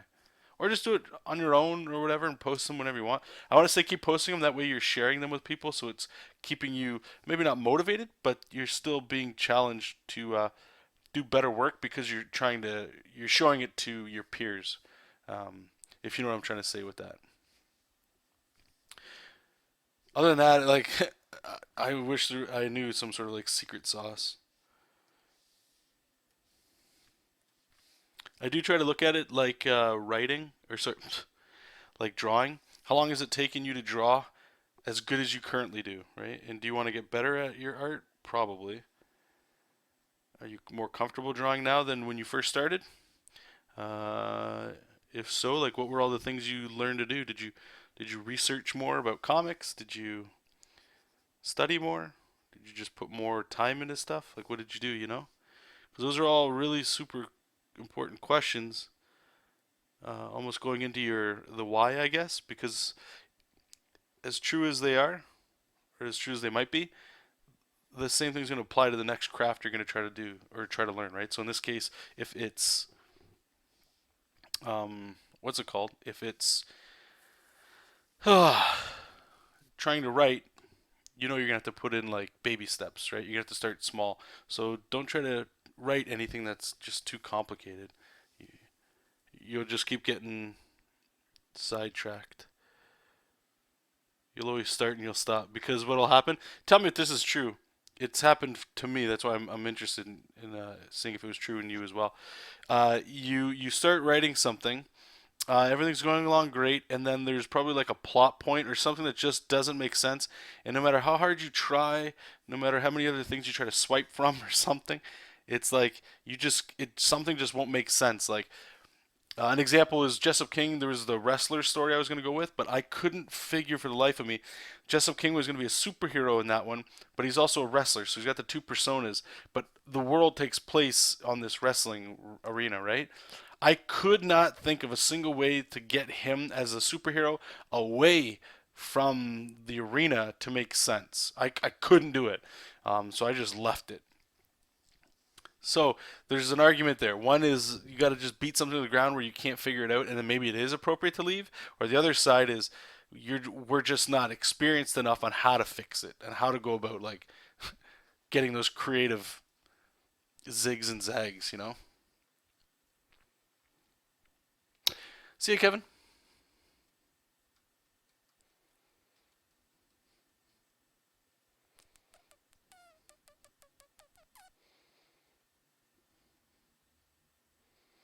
Yeah, like Ben here, I'll show you a super quick example of what I do.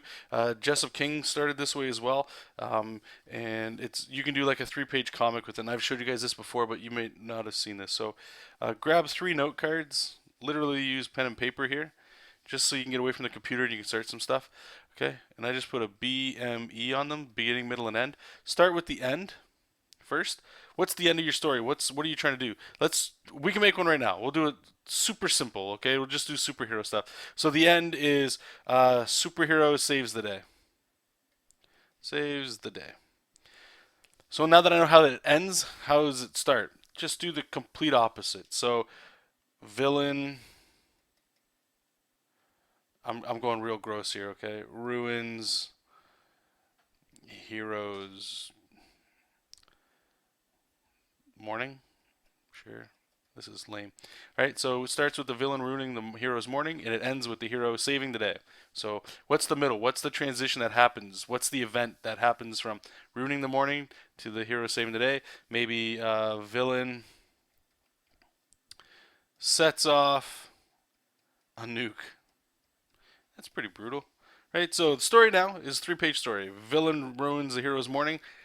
Then it goes into villain sets off a nuke, and then the hero saves the day. Then the next thing you can do if you want, you could also put 2 new note cards down here. So what's the transition between the beginning and the middle? That would be another note card here. In the middle and the end, now you're up to 5 pages, okay?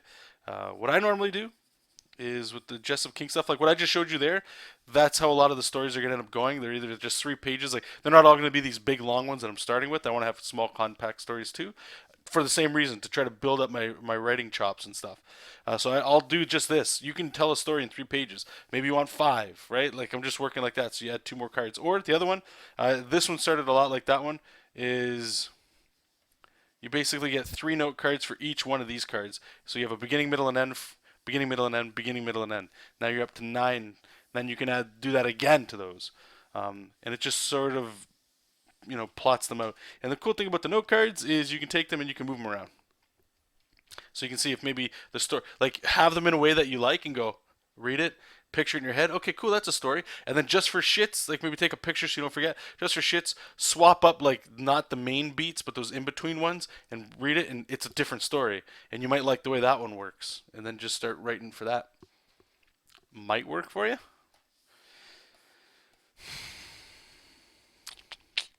So I just realized these guys have a chain on their neck, but like they have to be able to dig and move around. So how the hell? What's the point of the chains? Maybe there's like a. Maybe we'll put like a little thing on their back. and this thing like electrocutes them. They will die. These are, they leave a certain distance or something.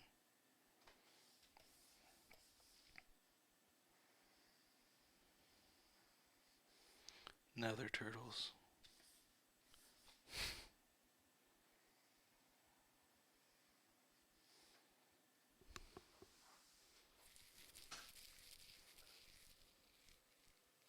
I trust me, Ben. I'm in the same boat as you, man.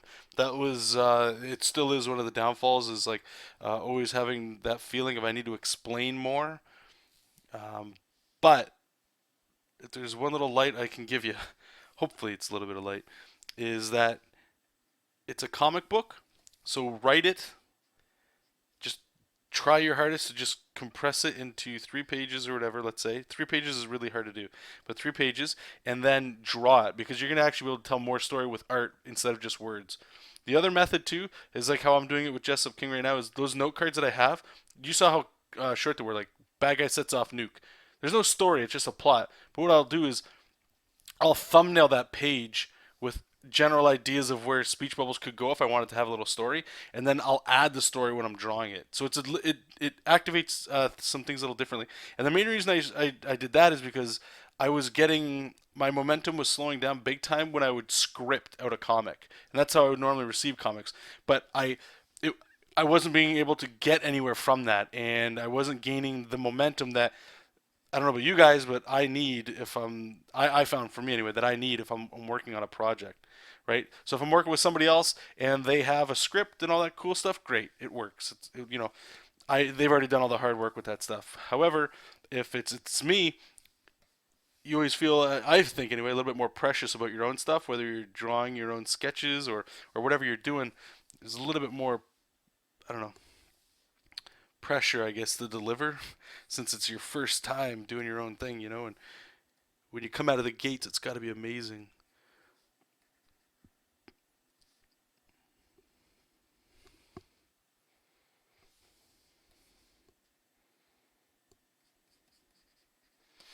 Just look up. It's very similar to sort of what I'm doing. Is in case you don't know, the Marvel method, the old Stanley style of writing. I'm not doing everything 100% like that, but it's similar. And I would say even just do 3 pages of like what I just said. A hero or a bad guy doing something, a bad guy really doing something, and then the good guy saves the day. Just 3 pages. Try that yourself, and just you'll get some serious range, and you'll learn a lot just from doing just that. If you can just do that, you're already setting yourself up for like. It's like what I ask people, or I recommend people that don't really do too many comics to just do a mini comic. And the idea of a mini comic is literally it's a mini comic, right? And a lot of people don't like doing them because it doesn't have that pizzazz, doesn't have that sizzle that like here's my graphic novel does or something, right? So and I find people that want to do a little bit of comic book stuff like this, it's the same sort of attitude, not their fault, but the same kind of attitude for just write the lamest story ever, and just see what happens from that. But it's like, yeah, but the artist in us or something is always kind of pulling at your ear, saying, yeah, but if we just add a couple more pages, we could show some really cool stuff, and then it would be on top of everything. And I just want to wow people when this comes out, kind of thing, and that can kind of stifle your growth a bit.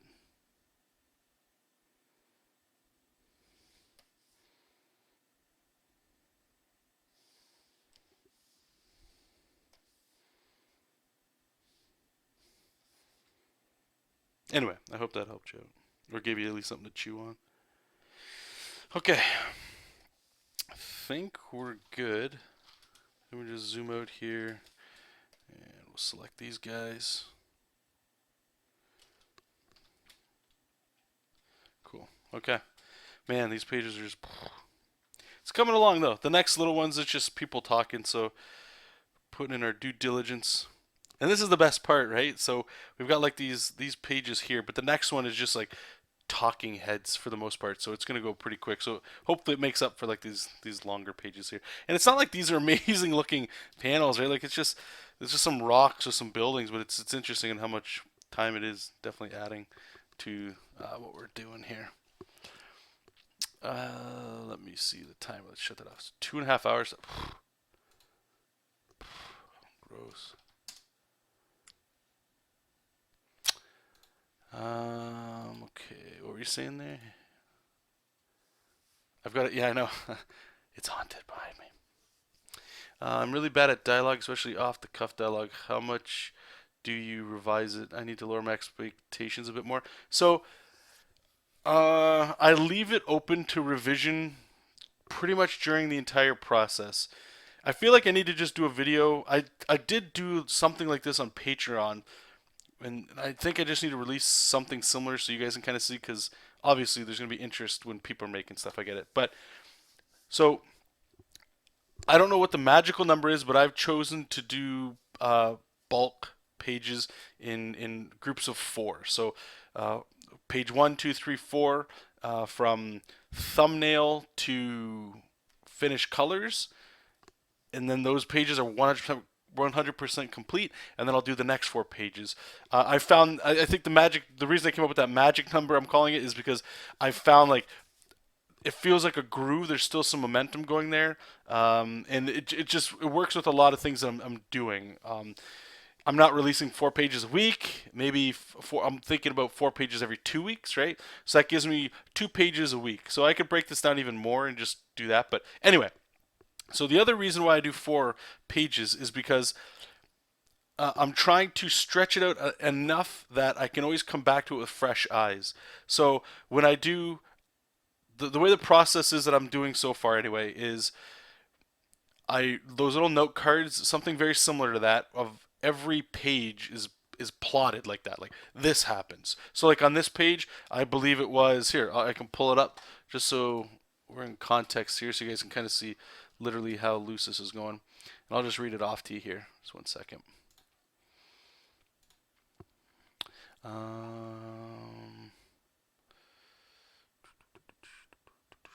Which one is it? Okay. So Momo sees Tupos, the name of those creatures. I feel like I'm just speaking a different language, you guys. So Momo sees Tupos, asks if they know where she can get some diamonds.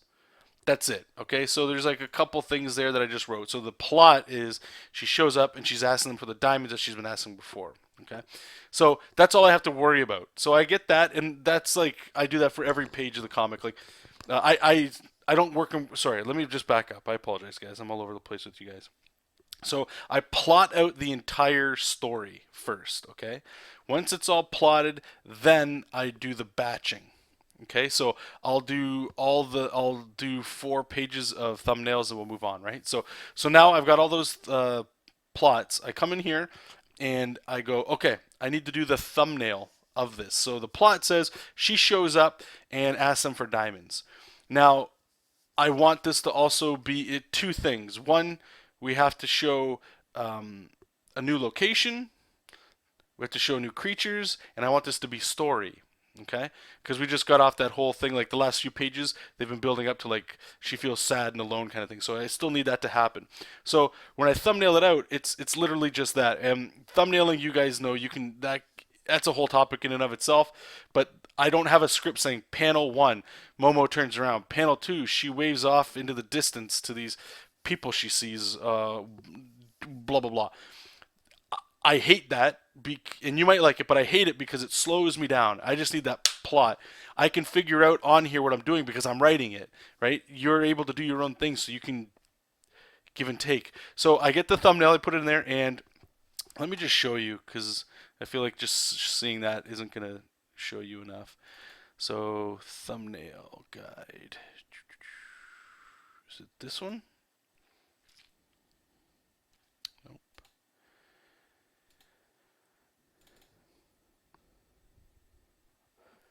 Yeah, I don't know why it would be in here, but let's check this out. Just so you guys can kind of see what the fuck. Just bear with me here. Manga Studio's dying.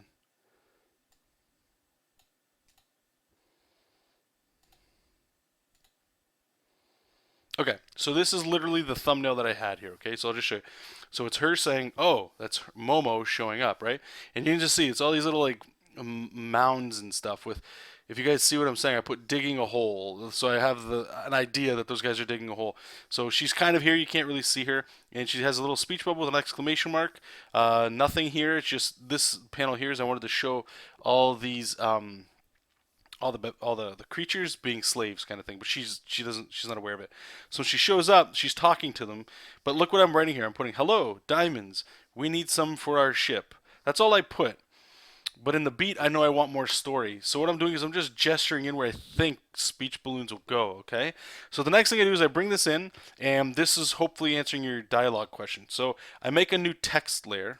Okay. Let me just bring it up here, and I fill this in. Okay, so I fill in what I had and I put in what I think would be good. So she's like, "What? Oh, hey, over here. I bet they can help me." And then down here, "Greeting, fellow cutie pies. My name is Momo and I am in desperate need of some sweet fuel diamonds. My ship is a few kilometers north of here, ha ha ha, and I'm, well, stranded." So that's placeholder dialogue. Okay, I don't know if it's going to stay here. However, look how early we are, and this is why I enjoy working like this.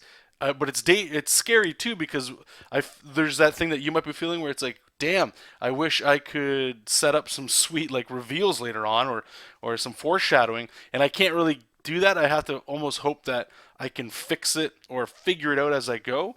But it keeps this process moving because I my strength is in art over writing. Currently, I'd like to be able to, obviously get better like anything we do.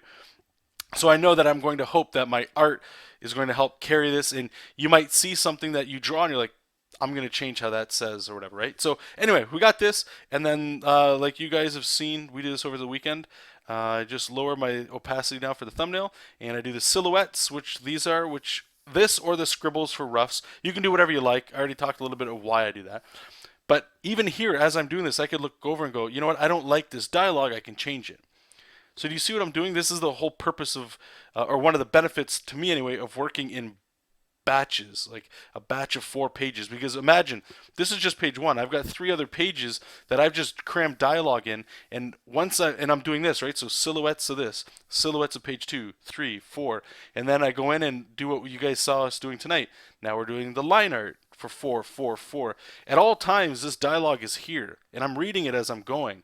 So it gives me that time to go in there and fix it. We're going to ink it. We're going to color it.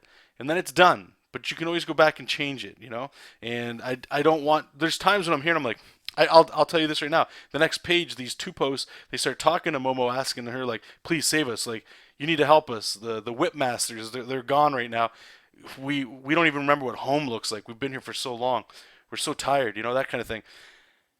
I don't know. I didn't know if I was going to add like a little accent or add like a little like maybe add like s's to the end of their word, like they have like what's it called, like a lisp or something. Maybe something to help make them look cute or whatever. But I didn't. I just put in regular text, and I know that I have time to make that decision later. And you just have to trust the process, I guess. So I know it's a little different and it's a lot off the cuff. Most people, they'll type up the whole script and then they'll go in here and you don't have to worry about that. Again, just to say it one last time, I don't like doing that because I get stuck. Panel one, it's nighttime. It's easier for me just to draw this sort of stuff out, especially if it's your own thing.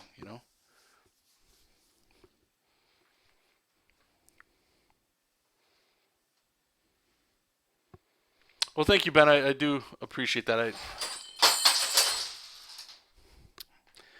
I said thank you, and all of a sudden things are falling apart. But anyway, I definitely hope that helped you out, and I'm sure as this keeps going, I'll be saying it over and over again, so you guys will be able to see some of this in action. And not to do the dirty plug here, but yes, if you want, I guess, more specific stuff to this, especially Jesop King on Patreon, I do have specific things just for that, usually for like the creation and all that. But anyway, if you're interested in that, you should go check it out. But I will be posting, obviously, as we do these streams, stuff to talk to you guys about, and all that good stuff. So anyway, I'm going to let you guys go. What a long day. I'll tell you that. I'm going to go to bed so I can wake up and go to work. So anyway, thank you guys for popping in. I appreciate it. Hopefully we'll stream tomorrow as well. I'm not sure. I have like goals here. I would like to be able to have this. I'd like to have this page done and next page done tomorrow. If not tomorrow, Wednesday for sure. I'm not sure if I had something going on tomorrow.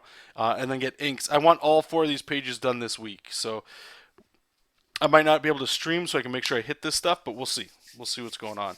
Especially when we get to inking. All the hard work is happening like right now. Like the thought process is done. We already did that with the roughs and the silhouette. The grinding work to me is like this: is putting in the time to get all the line art done. The inking is pretty quick just because of the style I'm doing, and coloring is, it's kind of a challenge as well, but it goes pretty quick from here on out. But anyway, thank you guys so much, and I'll see you guys during the next stream or whenever. And like usual, keep reading comics, keep making comics. I'll talk to you soon. Bye bye.